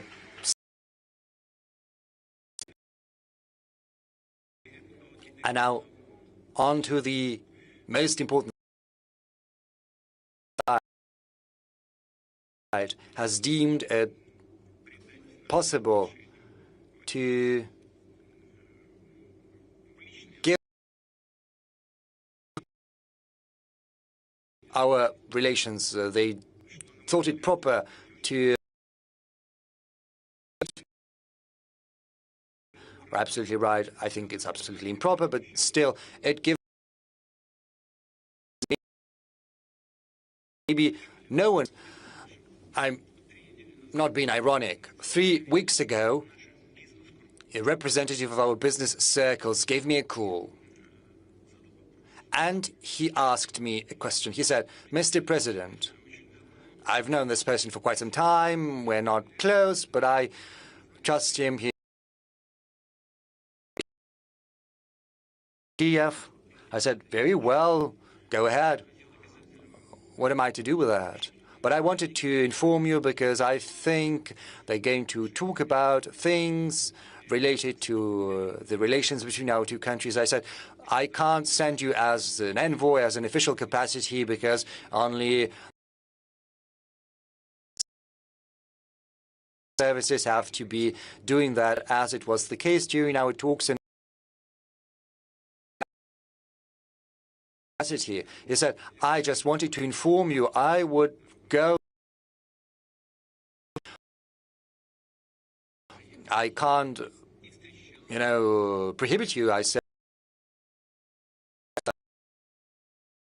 of this letter, the aforementioned letter, at his residence.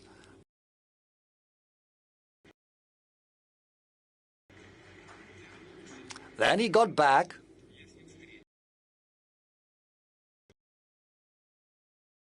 There were many things, but the essential is refused to meet.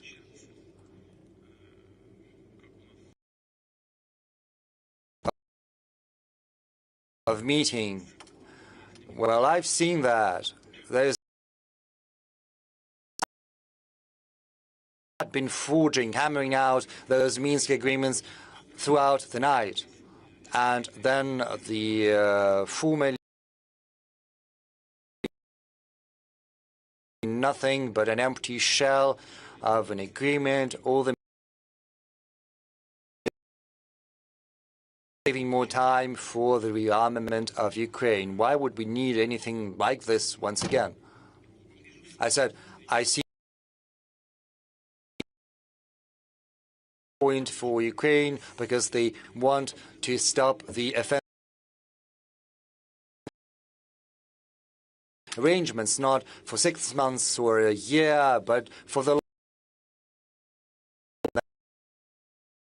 and we can meet to sign things.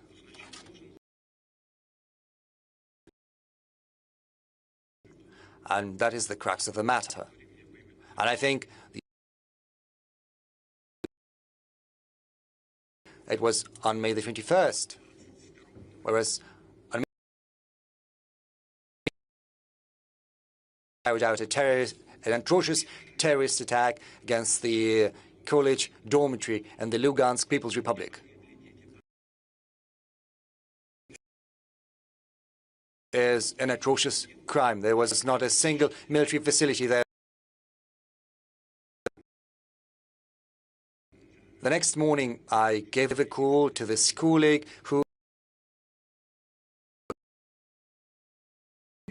they are asking for a meeting, and they carry out such atrocious, blatant attacks as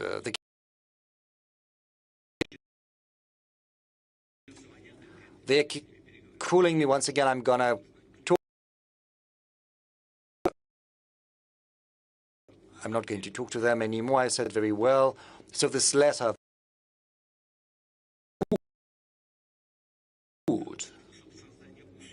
what is this letter about?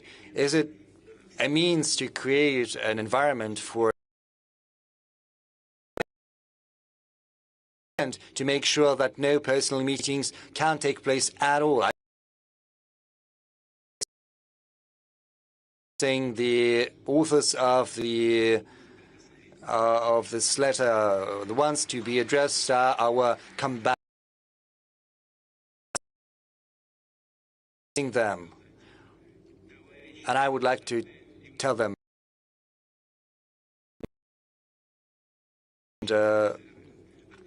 seamen and sailors are fixed upon you. The country is proud of you and places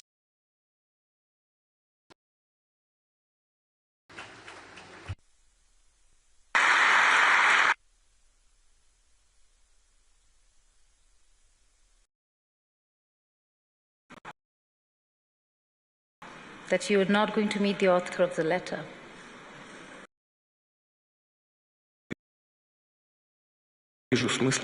So far, I see no point. Because you mentioned the American president, is settle the Russia-Ukraine question. I ask you this.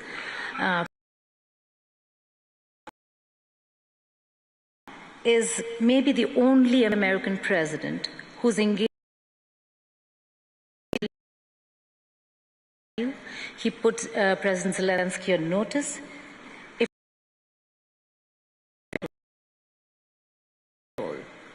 Is he the window?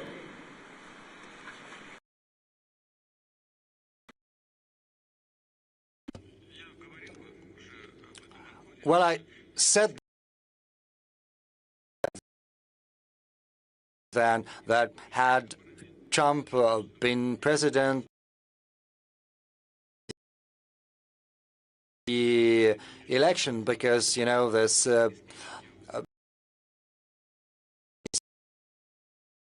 standards of ensuring fair elections, but president, however, it wouldn't have been happened. Probably he would have paid during the last days of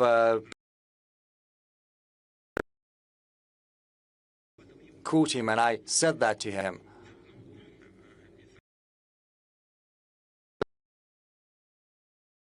That had been made in December 2021. President Trump had been in power, in office, it would I treat him with respect, and so far as is very much the same. We also have a personal relationship with, but certainly key issues have to be resolved.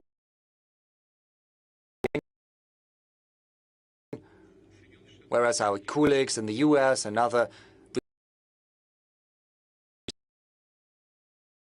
and this is our assumption. President Putin, how do you really offer a stable Russia when we're looking at critical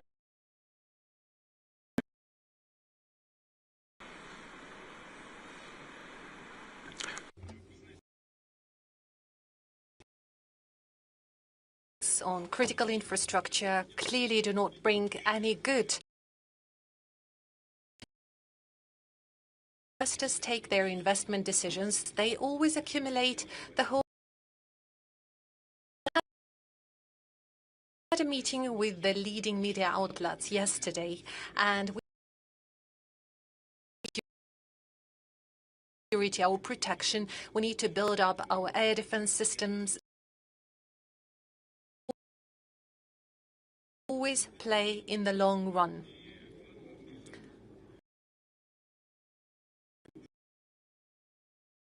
Businesses are guided by their perception of the economy. what is happening in the Russian economy.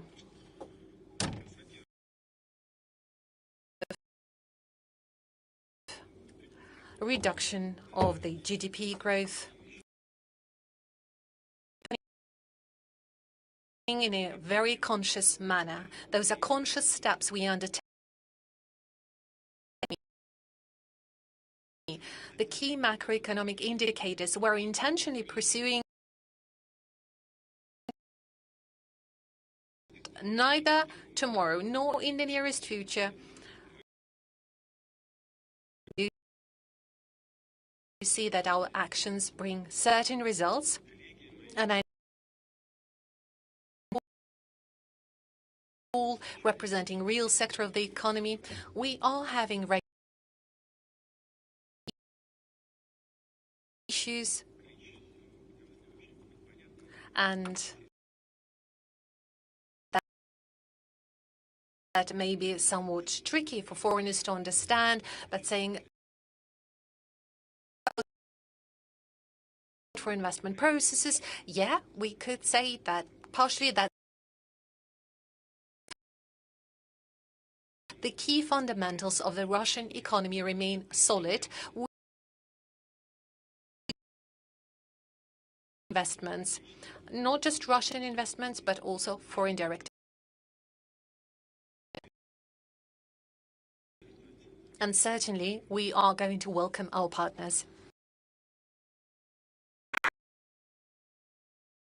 Okay, you're saying that, but in your speech, you have set ambition. But you yourself said that there has been a decline of 2.3% last environment of wars, sanctions. How do you balance that with inviting?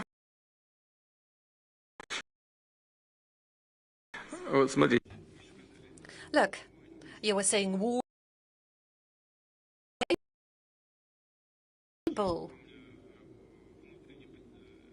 Even the of the Russian population is getting better. We said our 2030, we want to really, we have achieved the level of 6.7% already now. The key macroeconomic fundamentals are stable for the Russian economy. True, there are always many obstacles. The fundamentals have good prospects for further development.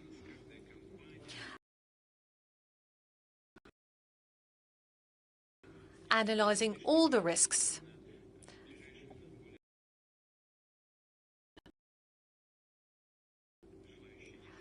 But there are people who are willing to work and do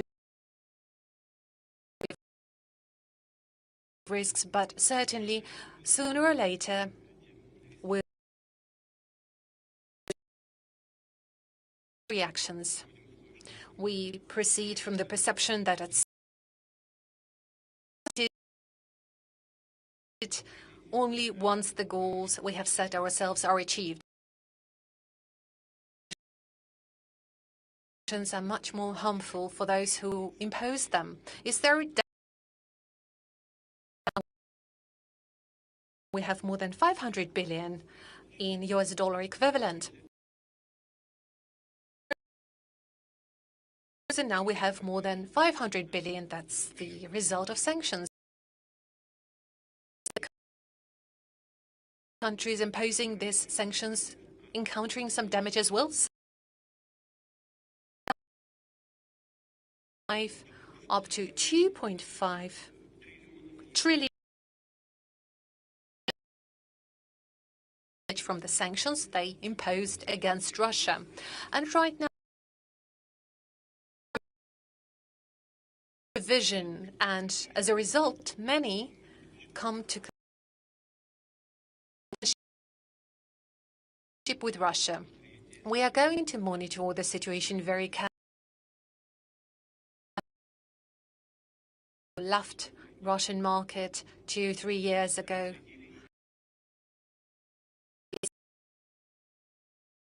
We would be ready to welcome them back, and there are interested parties. Certainly, we would proceed and act in the interest of Russian businesses first and foremost. We'll come back to your goals on Ukraine, but I'll have to ask you this, Madam. To do and increase business with Russia, how are you going to circumvent?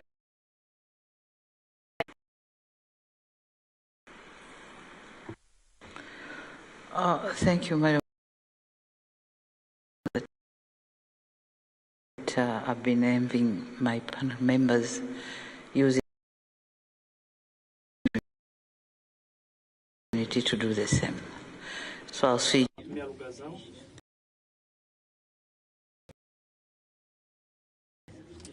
You have asked a question about sanctions. Through. I want to assure you that Tanzania is not under sanctions.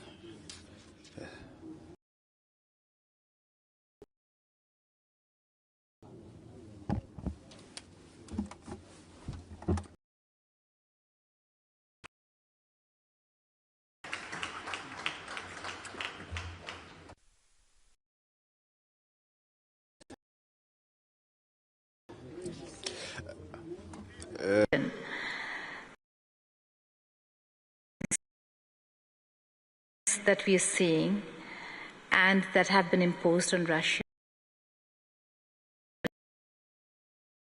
to be struck with Ukraine. What is that goal that Russia wants? What are the red lines here?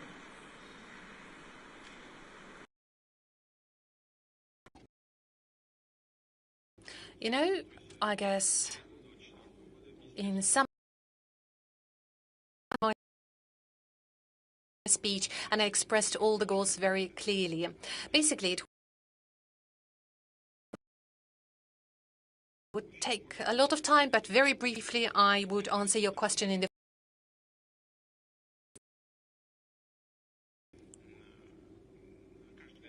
every country has after the military, the state coup, certain territories of Ukraine declared that they do not support in full accordance with the international law and the UN Charter. Issues resolved by peaceful means, so we talked capital of Belarus. We seem to have achieved an agreement on how to find. It turned out that the participants from to rearm Ukraine and start military actions. And this is exactly how it played out. Later on, those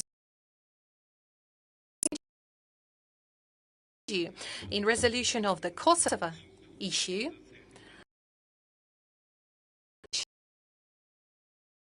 so far, this territory declares itself the central authorities of the country to allow them to do so. That was, and again, according to the UN court, that same should apply to the People's Republic of Donetsk and Luhansk. Their independence has not been acknowledged for a long while. Then eventually agreement between all the parties, and it was clear that we were being territories. Was Russia authorized to recognize to the UN Charter? We were allowed to enter into agreement of treaty Parliament. They asked us for assistance. We promised to offer assistance referred to earlier. In this letter, they claim that we set ourselves an objective to free Donbass, forming a Donbass, the People's Republic of Donetsk and Luhansk. Well, I'm wondering, don't they know in Kyiv that starting is under full control of the Russian Federation and Russian troops is only controlled by territories. So we are pursuing the objectives that we have set to ourselves.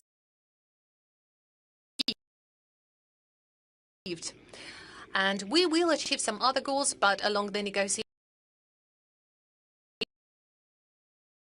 I talked about that yesterday, and as many were asking us, this is ridiculous, what are you talking about? Well, that's not ridiculous. Ceremony of reburial of Nazi criminals from Ukraine. They were reburied with all the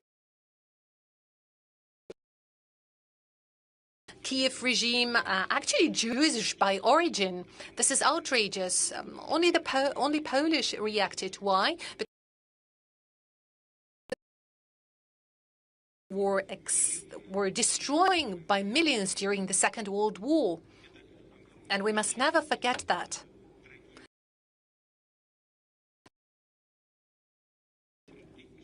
Just think about it. Millions of children and women were killed, burned alive, and burial ceremony with all the honors, and the head of Kiev regime is present there, saluting them, turning count on the support of the international community.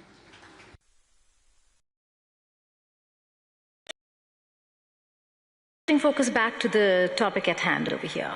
Let's talk about energy. It is during these wars and conflicts that countries have alternative energy resources and sources, and Russia have just signed an agreement for a nuclear facility. Of the facility, the specialists in Uzbekistan, and to have a nuclear facility, an energy resource that is not dependent on oil. Thank you very much. In fact, this because any country needs to ensure its energy demand for energy in 10 years in Uzbekistan. In my presentation, I was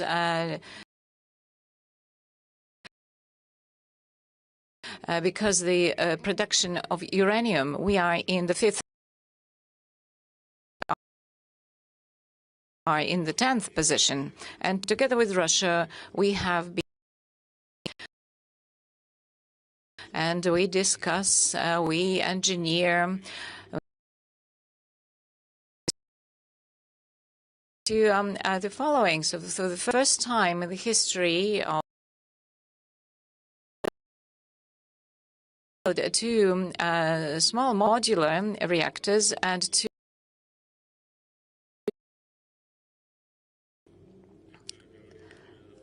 before announced time for many years. First, I asked to open up in order to implement something in practice. We need to train specialists.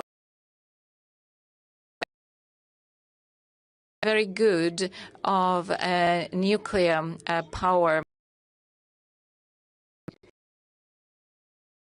was in a way forgotten or neglected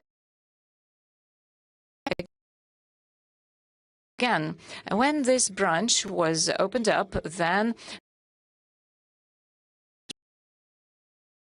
300 students are getting trained and agreed with this Moscow MIFI University from Uzbekistan, and we give so now we do have them. Secondly, this project, because it is in compliance with all international standards, of this huge, unique project. Putin, we launched it in Uzbekistan. Our meeting, I spoke because this is important for our future, and this with Russia in the sphere of nuclear energy, and we are going. We have prepared the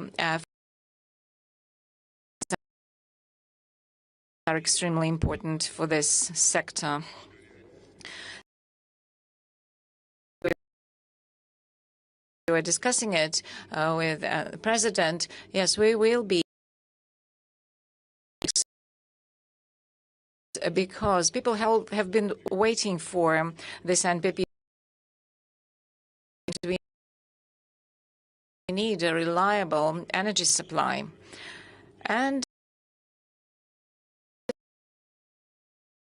in the sphere of energy efficiency, day for Uzbekistan, and I congratulate them. They were so happy. They were an important foundation for energy security.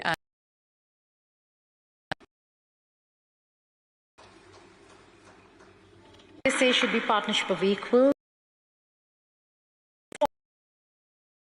Imports raw energy heavily to China, but imports a partnership of equals, or is Russia sliding into a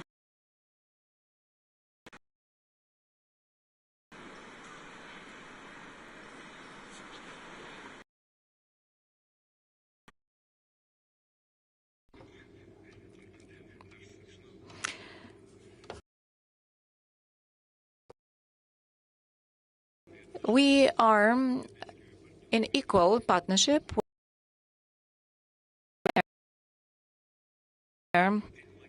of our high-tech export and taking a look at the whole energy. In this sphere, I cannot give you. It exceeds the volumes that we. So let's begin with the nuclear energy.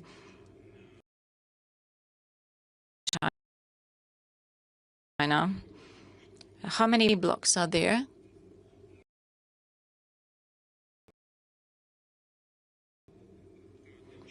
So 4 blocks are functioning already. Blocks designed in Russia, and we also develop cooperation, and this is mutually beneficial. Hydrocarbons traditional competences. And national partners, mainly they were from the United States, but and here we have representatives of major companies with you their vision. Of course,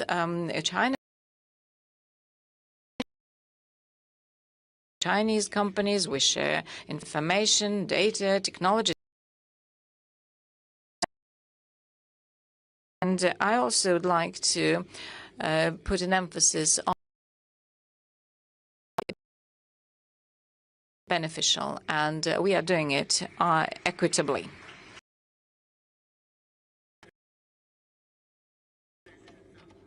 The fact that there were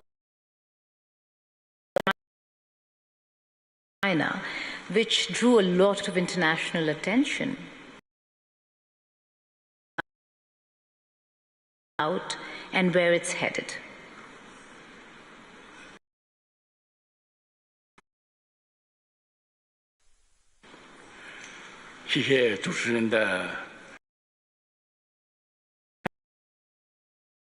Very much for your question. Yes, as President Putin in the sphere of trade between Russia and China is moving forward. It has been developing in a stable fashion, and we 2 weeks ago, President Putin completed a very successful and President Putin had negotiations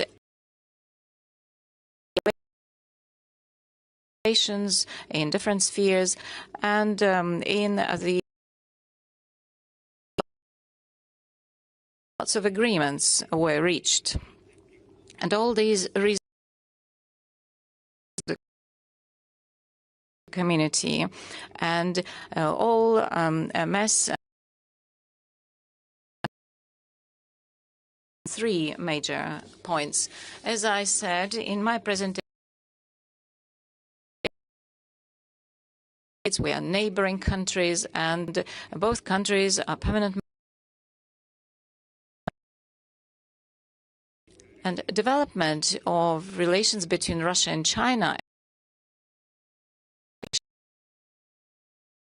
in all spheres have demonstrated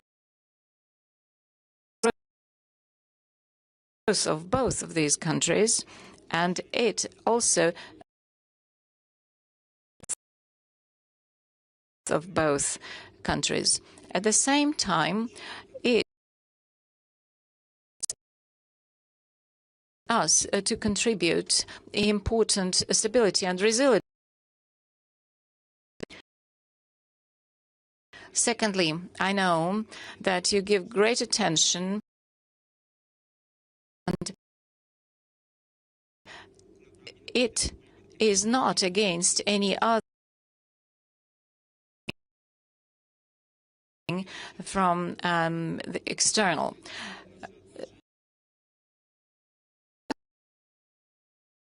The question already, and you mentioned that, yeah, our President Xi Jinping and President Putin it has been developing for 30 years, and this year we celebrate and friendship treaty, and we are enriching our relations with these not only improve the well-being of the populations, but it. Thank you. Go ahead, sir.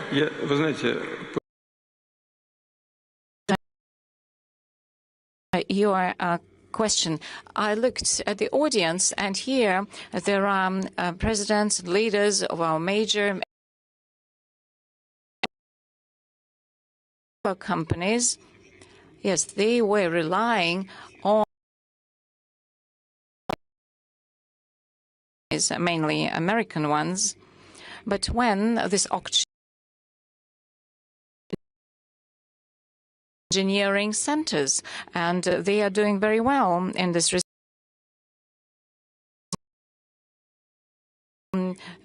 keep promising to visit their center. Enormous progress that has been achieved.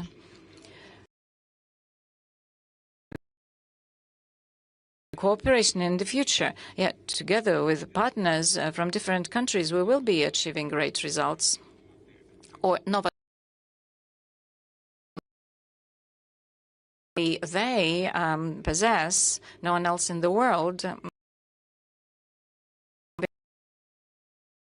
been discussing. If they use our technology, then gas in Alaska, for example, will be much more effective than originally planned. It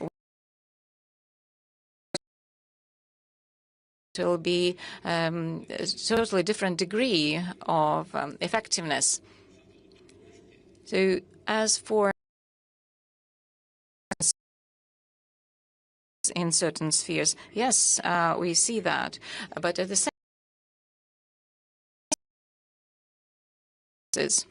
same can be said about our European partners. For example, working with them and our partners who were developing rapidly, if come across difficulties, and they are not happy about it. You know, under the blanket, they say bad words about their governments. Now they lost the Russian market, but we have natural reserves and the technologies. So we see for some of our partners. Thank you. You're helping uranium when it comes to nuclear.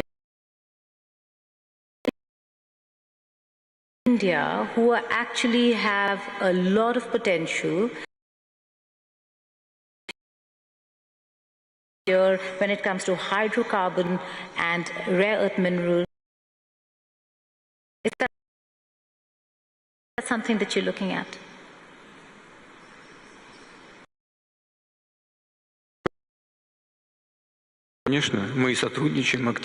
Yes, certainly. We are cooperating actively. Our company, Rosneft, is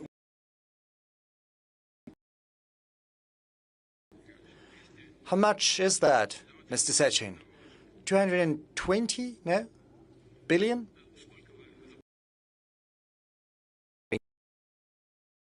In India, 20 billion.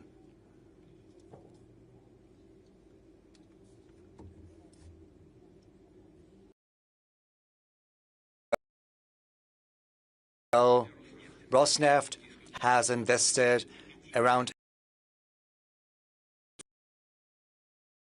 form of an oil refinery, a port, gas stations, and we're certainly working closely with our positive results that we are witnessing. So we're sharing technology. We have seen that for many decades of our cooperation, starting from 1947, when diplomatic relations based brotherly relations in all senses of the word.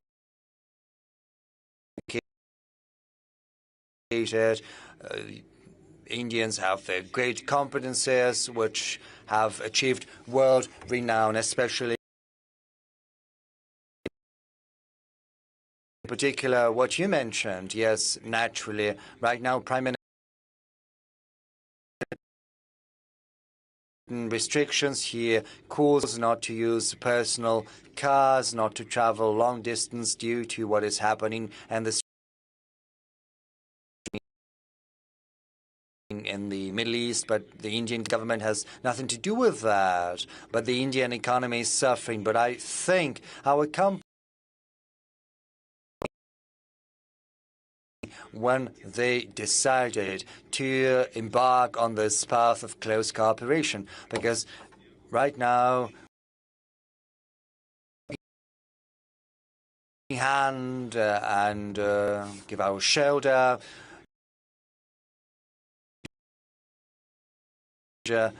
in general, and we'll certainly keep sharing our technology.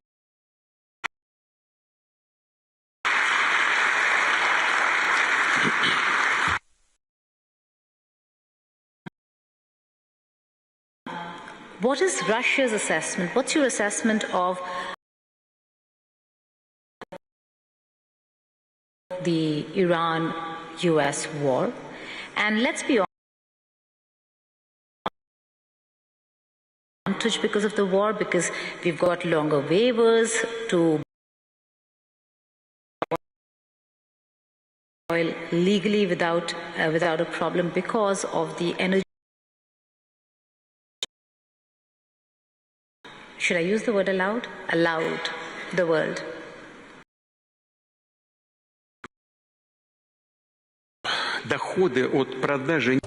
The oil and gas for Russia accounting for a significant portion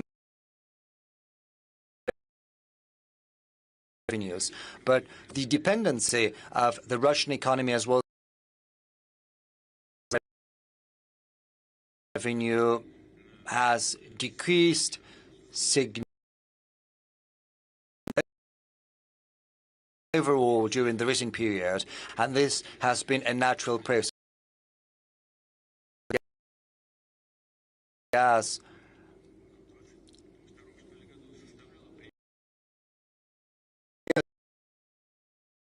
years ago, that was 2022.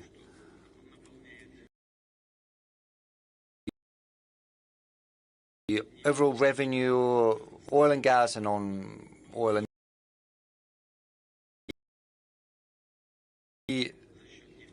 5% or 46% it was accounted for.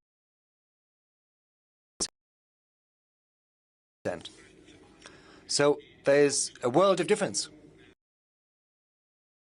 The federal budget are concerned, the Ministry of Finance, oil and gas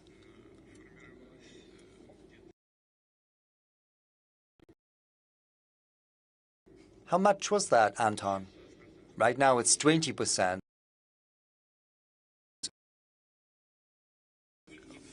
50% accounted for by oil and gas revenue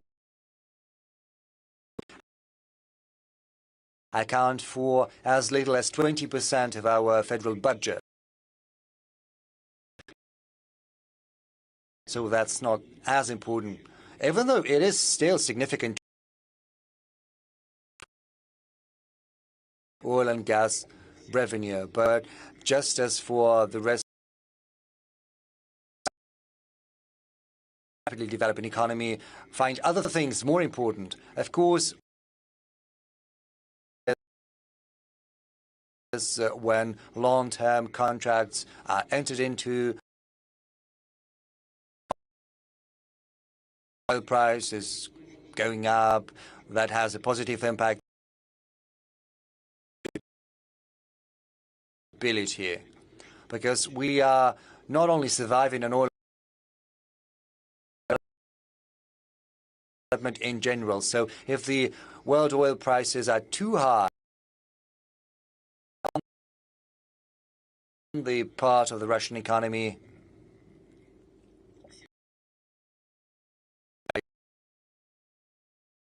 real production capacities, real industries. So trust between the consumers and the suppliers, but most Vice Chairman of the Russian government will help me out if I'm wrong, but I think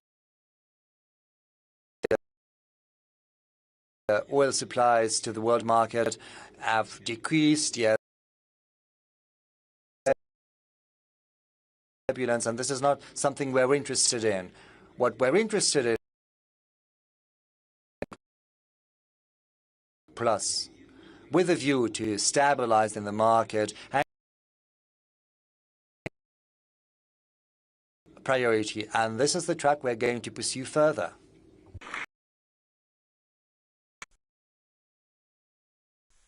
Okay, I suppose that's the reason why Saudi Arabia is the guest.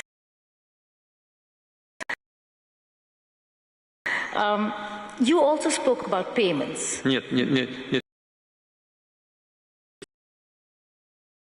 Saudi Arabia, and we've been friends for many years, and we are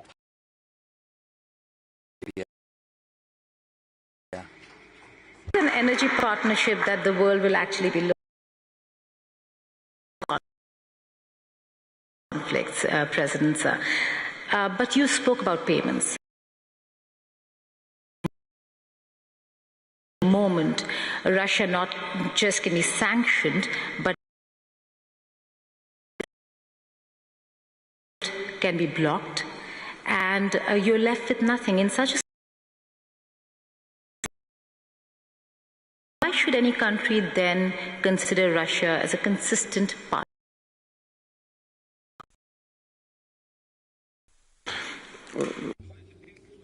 Well, the first in the US too, they understand that a weapon as an instrument in war, well, it was a strategic mistake committed by as the main component of the US. And this is also a competitive advantage, not just because US reserve currency. The US economy has been making real.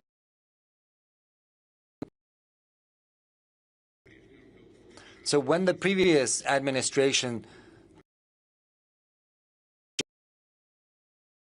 remains a reserve currency as an instrument for political,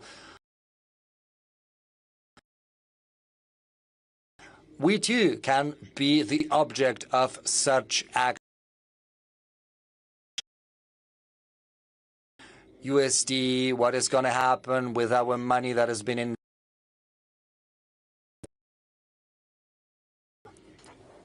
the economy of the US is very big, but still it is running some problems. There's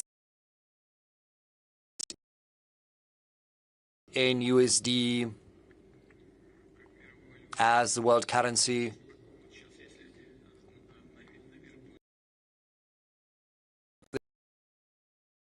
The oil prices keep high. If economic supply chain, and with a great deal of probability this is going to have an effect on inflation rates in leading economies. The inflation rate is the basic condition for everything. They had abandoned the gold standard in the past.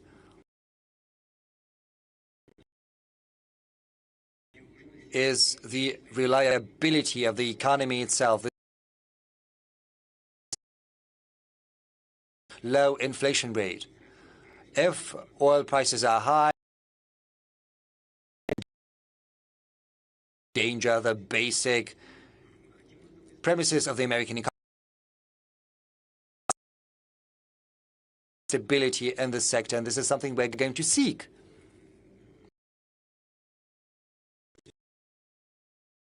So I think everyone understands what we're saying. friends with the Crown Prince. We are doing of both suppliers and consumers, and so far we have Prince and to all of our friends who are working in this field. Our guest to say a couple of words, that would be interesting. I understand of this session, the plenary. Go to our Honourable Minister. We'll arrange till the mic comes. Yep. Energy to speak and respond to President. You're only mentioning the past administrations. I suppose Rodney's taking notice. Manner in which you're responding to the U.S. struggles. Tanzania and Madam President over here. Great to have a woman on the panel too.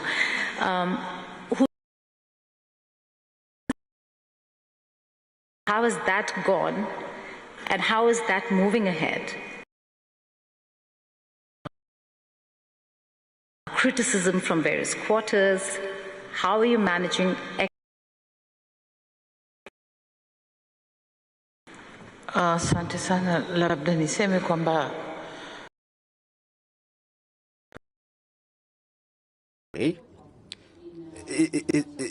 is a country with a diversified economy. We don't depend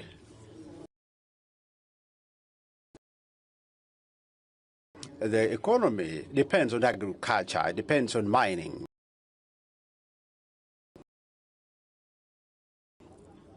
Many other sectors, manufacturing sector, we are also there. So all these sectors in degrees, but they grow together.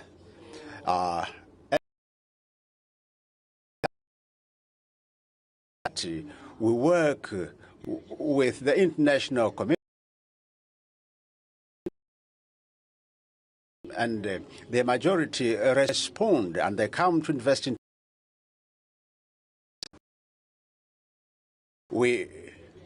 Since 2021 to date,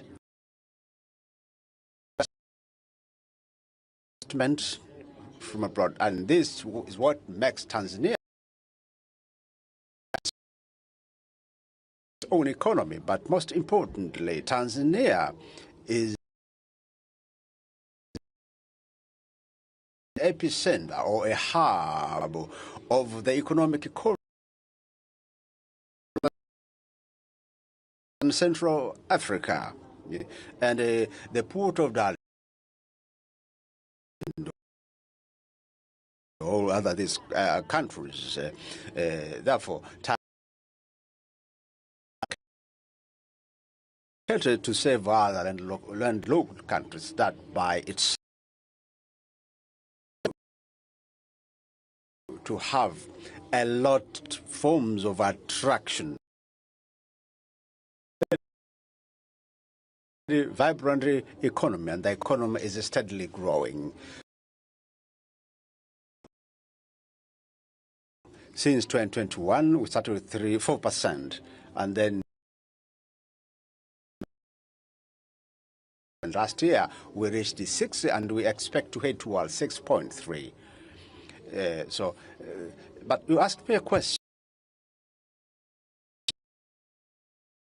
President. How can you sustain your economy? Perhaps I should say that the leader, it is not dependent on gender. It depends on how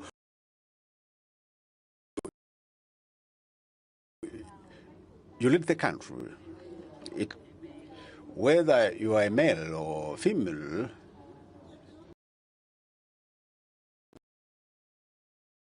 matter. That's what matters.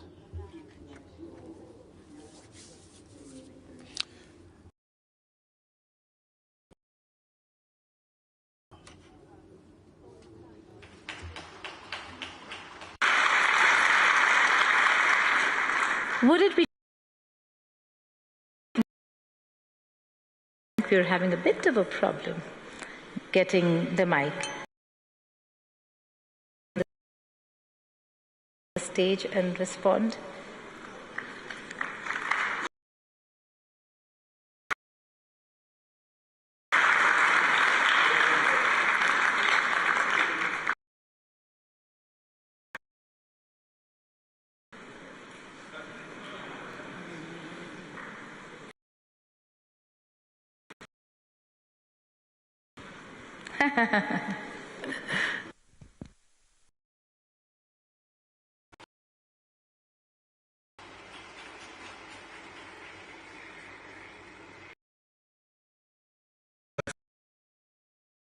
In St. Petersburg. So I'm very as an opportunity, not for myself, but of both His Majesty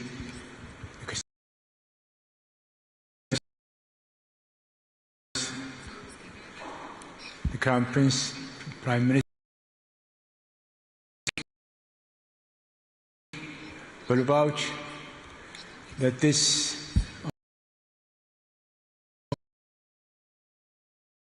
for the people of Saudi Arabia and the Kingdom of Saudi Arabia. It's a partnership that we struck somewhere in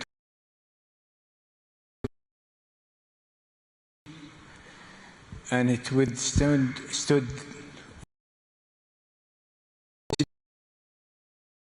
situations that this world had endured, from COVID, storms and winds and whims. There were so many crises and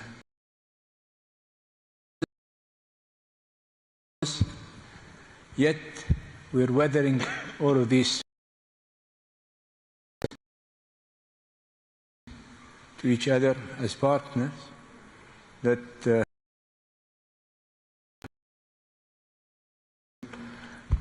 and Russia is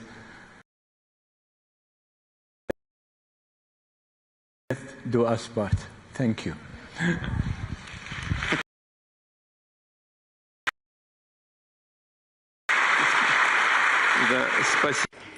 Indeed.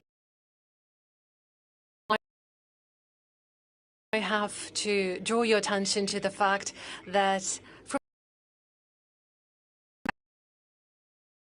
I'm just waiting for you to put on the headset. Your Excellency, I would like to draw your attention of citizens of the Russian Federations are Muslim. Russia is their home. They proudly call Russia their home.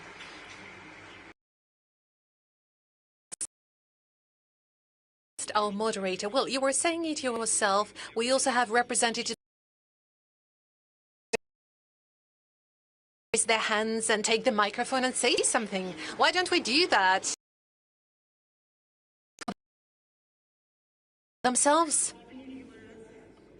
And take the mic.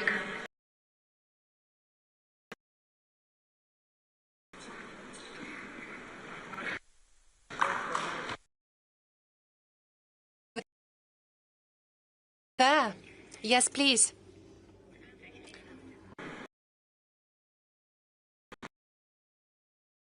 Вы куда направились-то?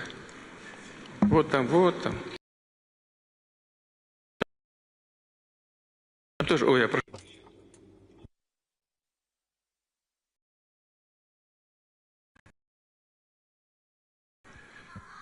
President Putin, it's very nice to see you, and on my return to St. Petersburg,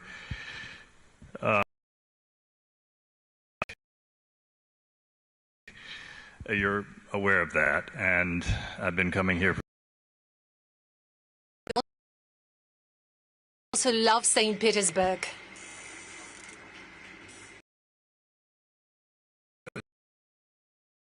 So do I, and I've said to a number of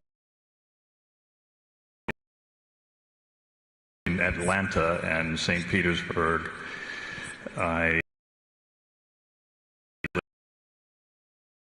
was destroyed in war, burned to the ground.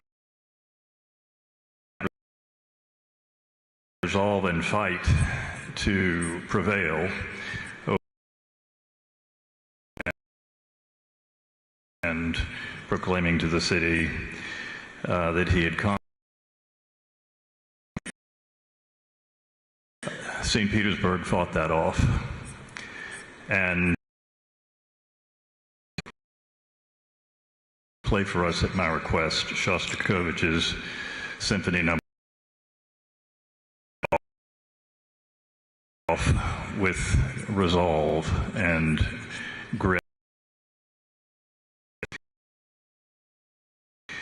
And if only Atlanta had had Shostakovich,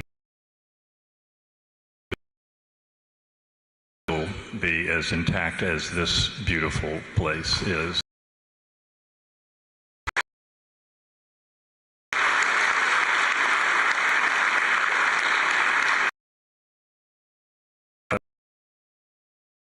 A good hello from your friend, President Trump, that has happened since I've been here, Mr. President, and we have a lot of ideas to talk about between our two capital cities. Your question, Rodney. You may ask it, but I'm not sure I'll answer it. Back to DC when you planned the ballroom? A little bit better. Have I learned more from St. Petersburg architecture about the ballroom? The ballroom in Washington D.C. at the White House. In my lifetime, and have done a lot. The answer is yes.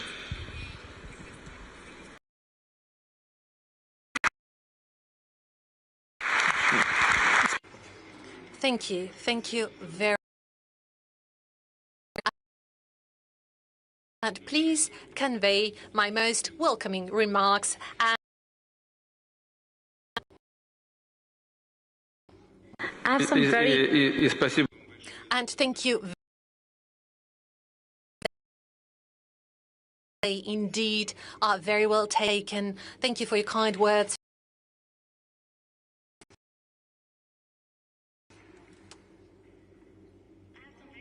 Questions to ask. And there, that lady over there.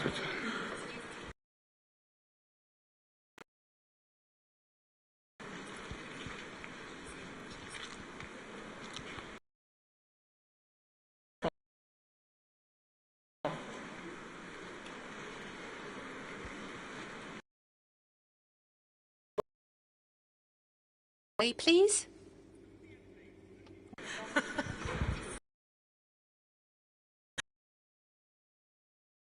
Hello, everybody. Hello, Mr. Slutsky. My name is Parliament, and I'm from Romania. And I think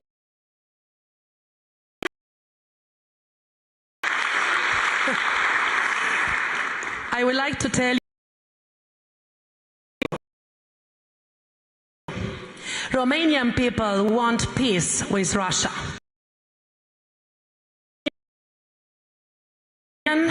We don't want to give them money. Leading from Brussels. And I can a warm hello from our president because we do not I'm the president of political party and Euro-parliamentarian political party, and only that I was senator in Romanian parliament. Zelensky wanted to talk in my Romanian parliament. Out of Romanian parliament.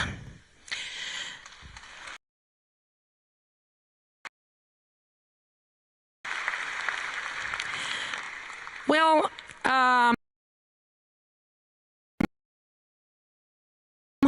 the bottom of the hearts of Romanian people and who have brains, that we want to cooperate with Russia. We are not enemies. We are one of the biggest economy. We admire you for your and we want to congratulate you for everything you have done and you are doing for this Union. I hope in a short time we won't have.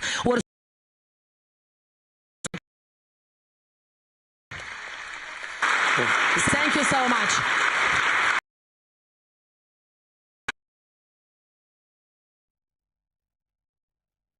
Thank you very much indeed.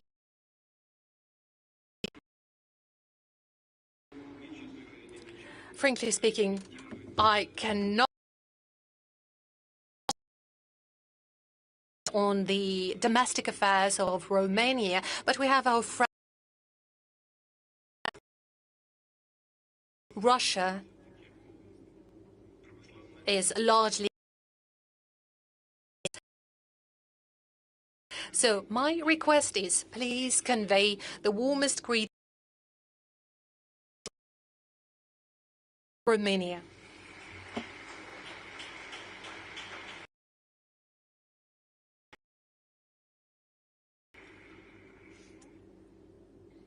This is great. On sanctions and on waiver. The Iran-US war, a war that has shut down.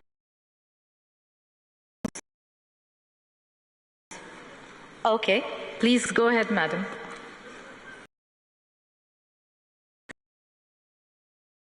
Спасибо вам. Извините. Меня зовут... I came from the south.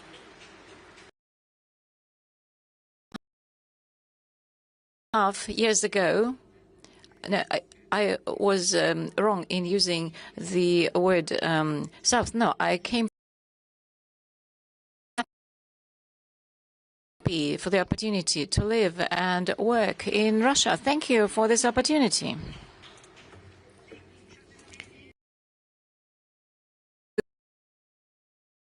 Convinced that I used to work for Russia 40 years ago.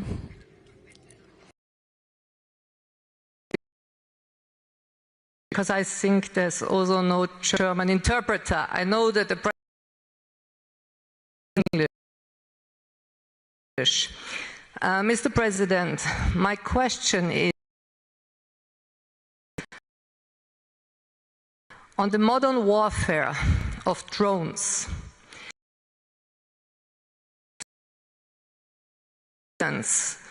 Between, let me say, because it's not always a soldier.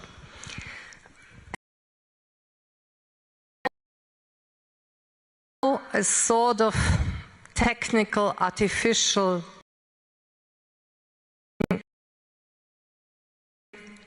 a new form of cruelty. Sort of code of honor between the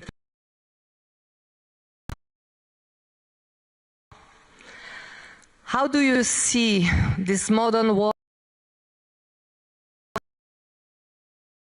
The Ukrainian army have gained special experience.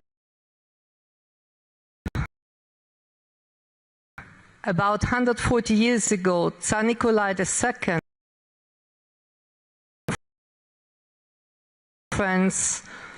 on disarmament. His ambassador Martin said, when how to do the war, let public.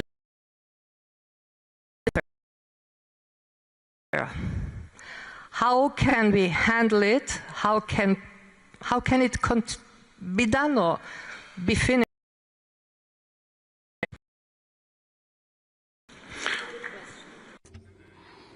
Yes.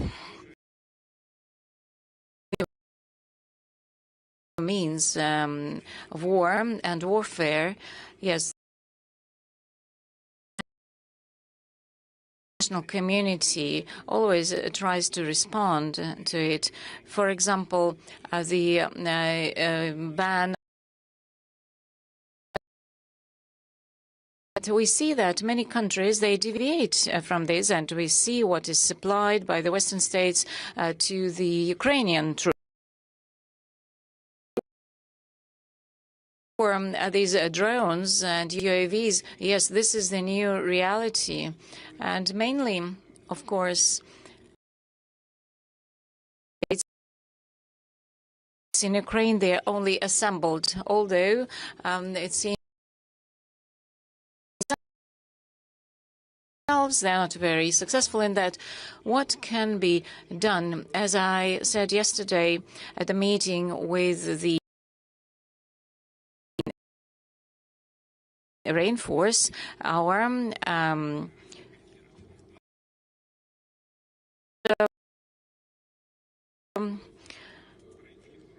do everything possible in this respect. And unlike the Ukrainian troops, we have resources for developing this. We have a industry, and it is an opportunity to implement all the plans, defense science. They are actively involved in this, and they're able to ensure this capability. New warfare. If you ask this question, that field, we have preferences. They are having advantages in some areas, and this is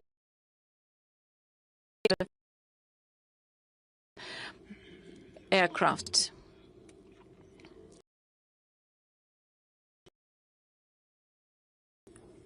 I would say that if certain decisions are taken in a timely fashion, and if we increase our capability, because these are aircraft that can be dealt with, but now we see that curtailed. The other party, they don't hypersonic, for example, weapons. A range of them, and some other, like the mid-range weapon.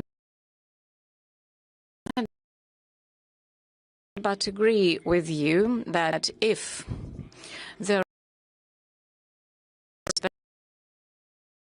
especially dangerous for civilians, of course, the international community and restrict its usage, especially against crime. But this is a topic for another discussion. Thank you.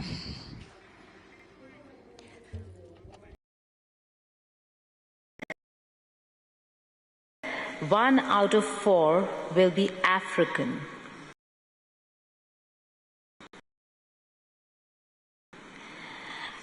And I ask you this because we ask this to every population. It's not about quantity, it's about quality. What do you have to offer to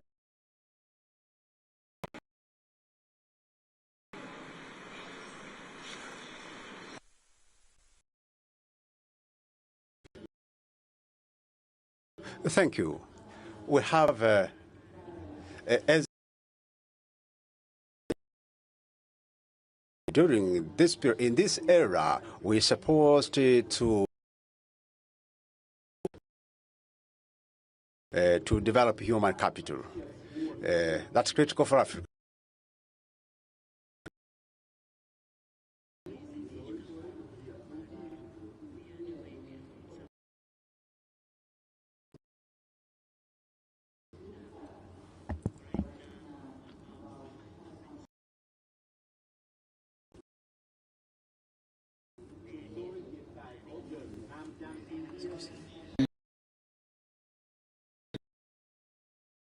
Agreed that we'll get more opportunity to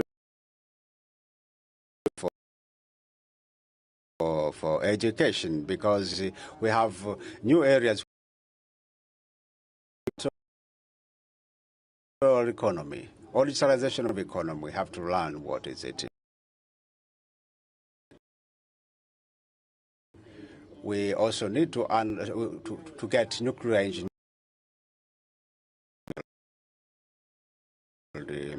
So development of human capital, that is the direct, especially for Africa.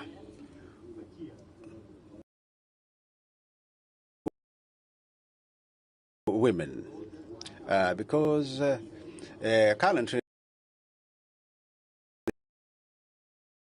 they're now unlooked, they're open, especially for us who have worked.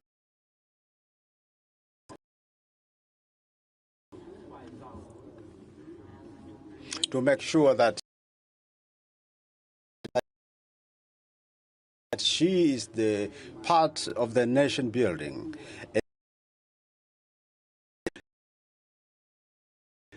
As it is explicit in the Sustainable Development Goals.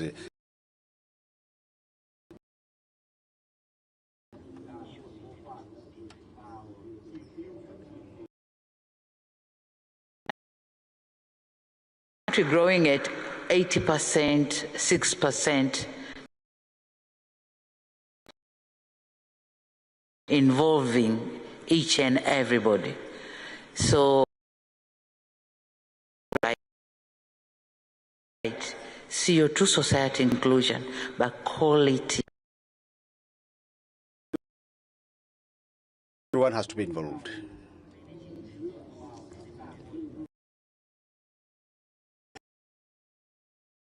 As I rightly said, that by that year, because African population is growing at a higher rate.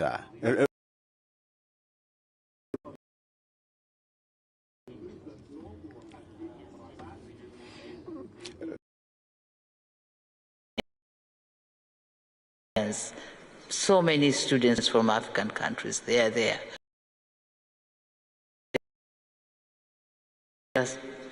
Our students have spread all over the world. And both boys and girls. So 9 out of 20 countries that would lead the economy.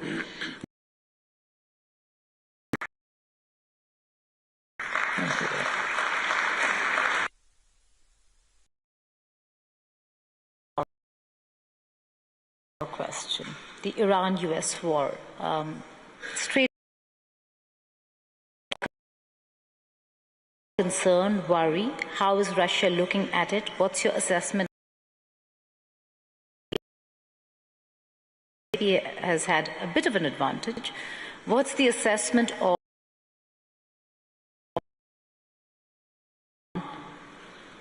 would you consider it provoked or unprovoked?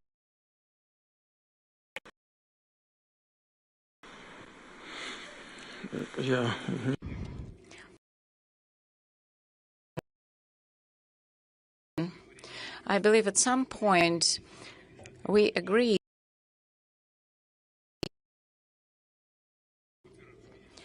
on the Iranian nuclear program, IAEA, but then the led to the tragedy we're observing now. Losses, we know it very well. Aggravated, and we know this very well. The countries of the Gulf, and I kept consultations with the colleagues from Iran. We keep saying that, but they give a very straightforward answer. They say, we and all the leaders of the state were killed in such a way. So from this perspective, yeah, the situation is with the Arab countries, and we are in quite a decision of President Trump to stop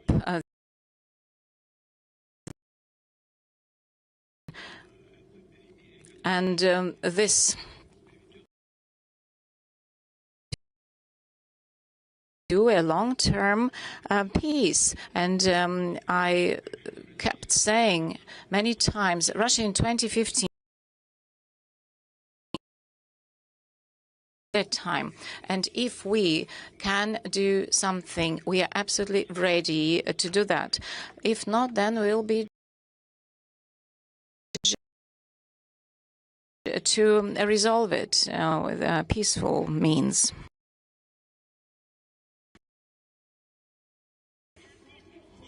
For Russia to play a role in meeting President Pezeshkian, or also have you had an opportunity to speak?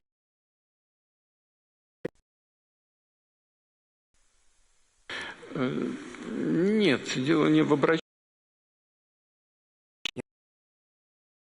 You know, I think it was a year ago, or maybe somewhat later, operation back in 2015 when we took away to detente, de-escalated the tensions. We're interested in Russia playing a similar role at this technology available, and originally conflict, both Iran, Israel, and the US said yes.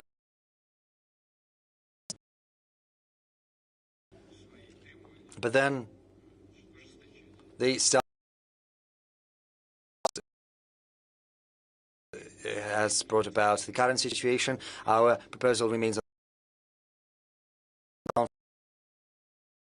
conflict, arrive at a conclusion that this is a good proposal, and as far as we can, we will try to situation.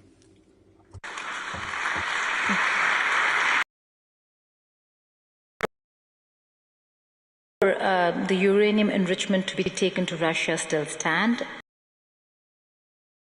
It's very clear that they want to have the uranium, and Iran is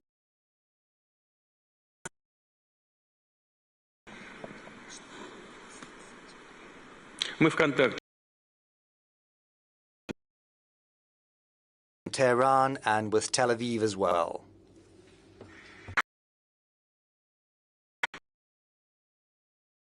Because you mentioned Tel Aviv, do you think are one of the main reasons why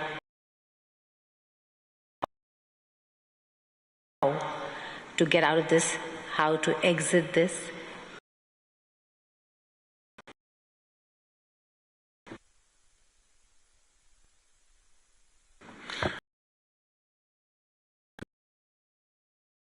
No grounds to believe that President Trump was a politician. I don't think anyone from outside can exert any. Well, the concerns of Israel, they are related to their perception on multiple occasions before. Iran had stated, and it keeps grounds to believe otherwise, because we have no proof that Iran seeks a nuclear weapon. But that said, it's the lack of mutual trust between the parties. And in this was under the IAEA control. IAEA is an international organization, and the leader of the IAEA was here. Start was given to the construction of a nuclear power plant in Uzbekistan. As for agreeing on the level of enrichment within Iran, Iran is entitled to a peaceful nuclear program, and we cooperate with Iran in peaceful nuclear energy. We build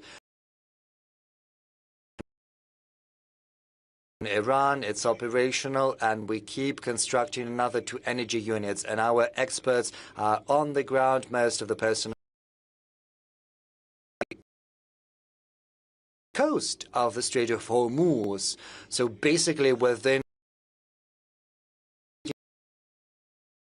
is part of the personnel, the women, the children we have had. Case, I would like to draw your attention to the fact that we're in contact with both Israelis and some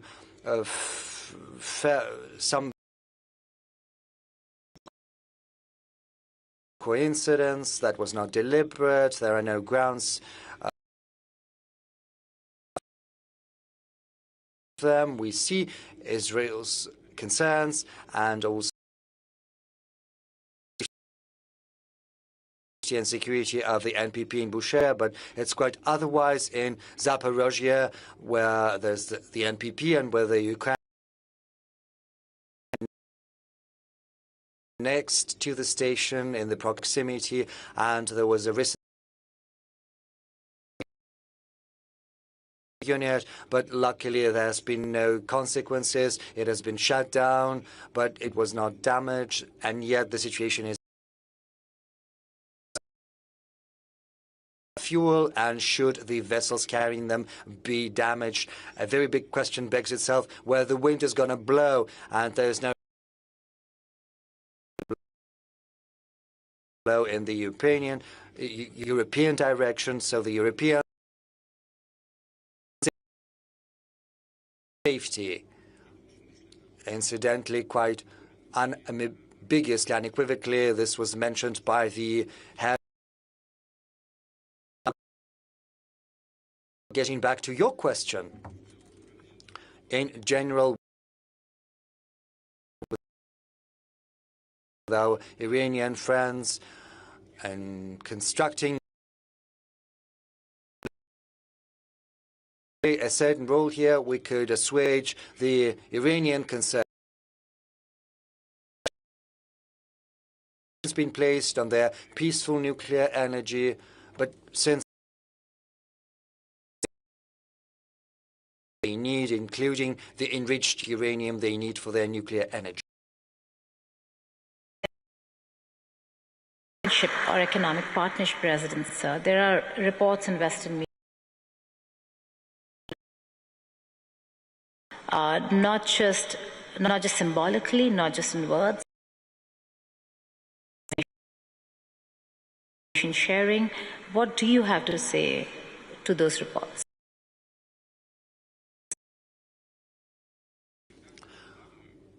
Well, information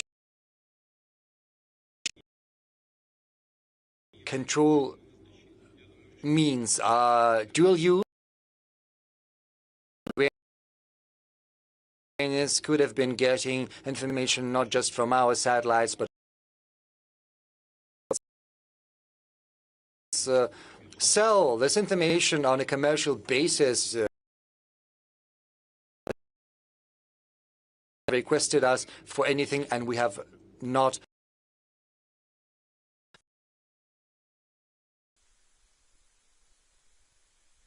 But these wars of modern warfare, drone technology, whether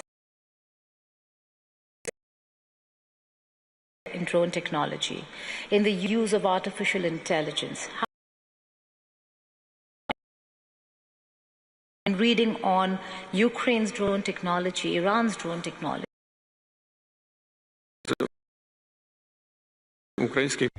Well, as far as Ukrainian armed as for the artificial intelligence, indeed, these technologies, and we're doing the same.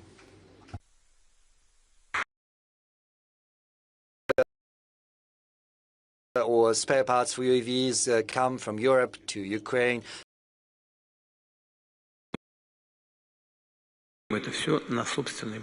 Whereas our UAVs are completely a disruptor.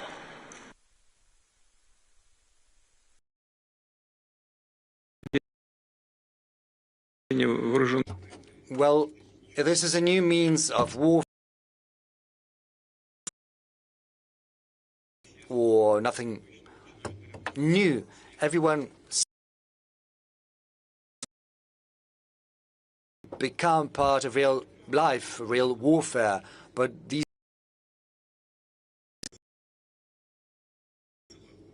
outcome is assured through thanks to the motivation, the morale of the armed forces and society of the society. Say these UAVs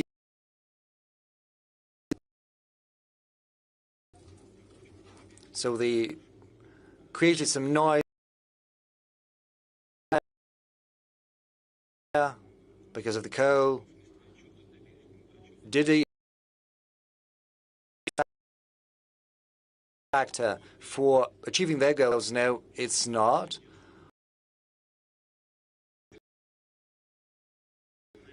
Cohesion and union in society, you have to have your own scientific base and your own resource base. Russia has that. So the sooner those who are fighting us understand that, the better it's going to be. To the fag end, but I still have a few questions. And we have to do them credit. Society, this is an incontestable fact. Once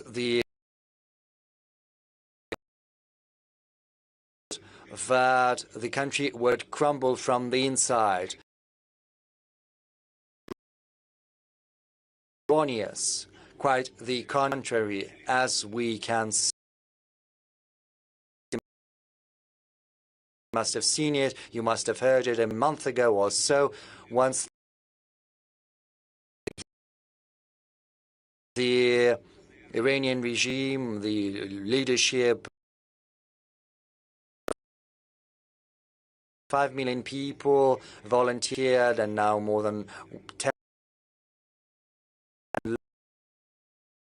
life for the sake of their country, and this is a fact.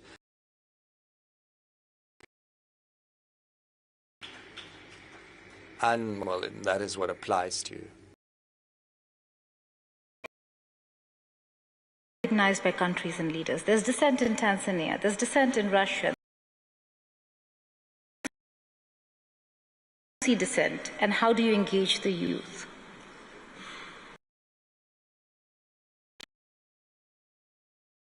Чем больше точек зрения, the more points of view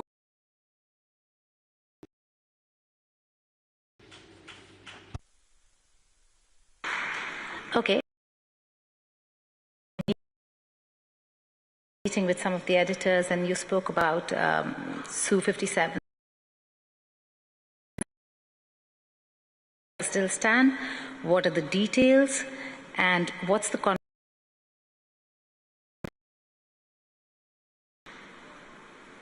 у нас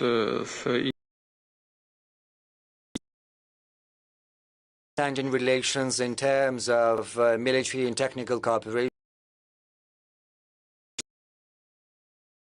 of India are equipped with Russian equipment, with Russian times, and this tradition is kept alive. Our that thanks to our mutual trust, we concentrate not just on trade, on joint research and development. One of the most the medium-range missile BrahMos beginning, and Russian experts as well, and the outcome was craft, both planes and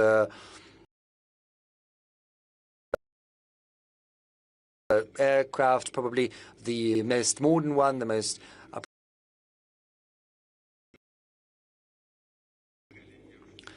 we offered, and I said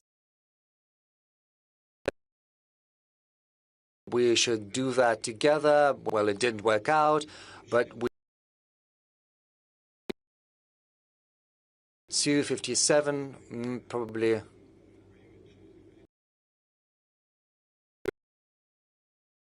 operations, and it could also serve as a command center, efficient not just in aviation but also in vessels. Is there a waiver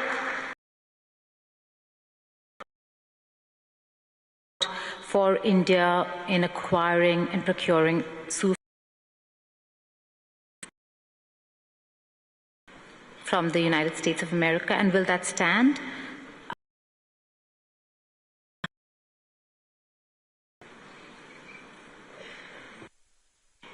India country, and under the leadership of Prime Minister Modi, immediately. And I know that for sure we've been in close. For sure, we all remember time when Prime Minister Modi was banned. Mr. Modi would never forget about it. Now he's a Prime Minister. All the are developing successfully, as I understand, and India is a sovereign country, up to date and most applicable for them. And what people say, India has always been acting in the by its national interests. Of course, that is a very but one thing is particularly important. It is crucially important. With all other partners of ours, is not subject to political. Deliver that to India. Nobody can dictate us what we consider to be right, and we will always stand true to commitment. In this key, in this spirit, according to those rules, we do. I began the session by saying we can't be dictated to. We end the session. Thank you so much for joining us.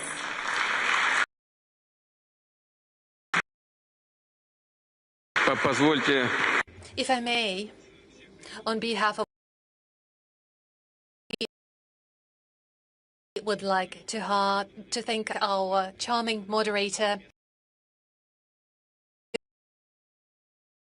very much for your moderation support.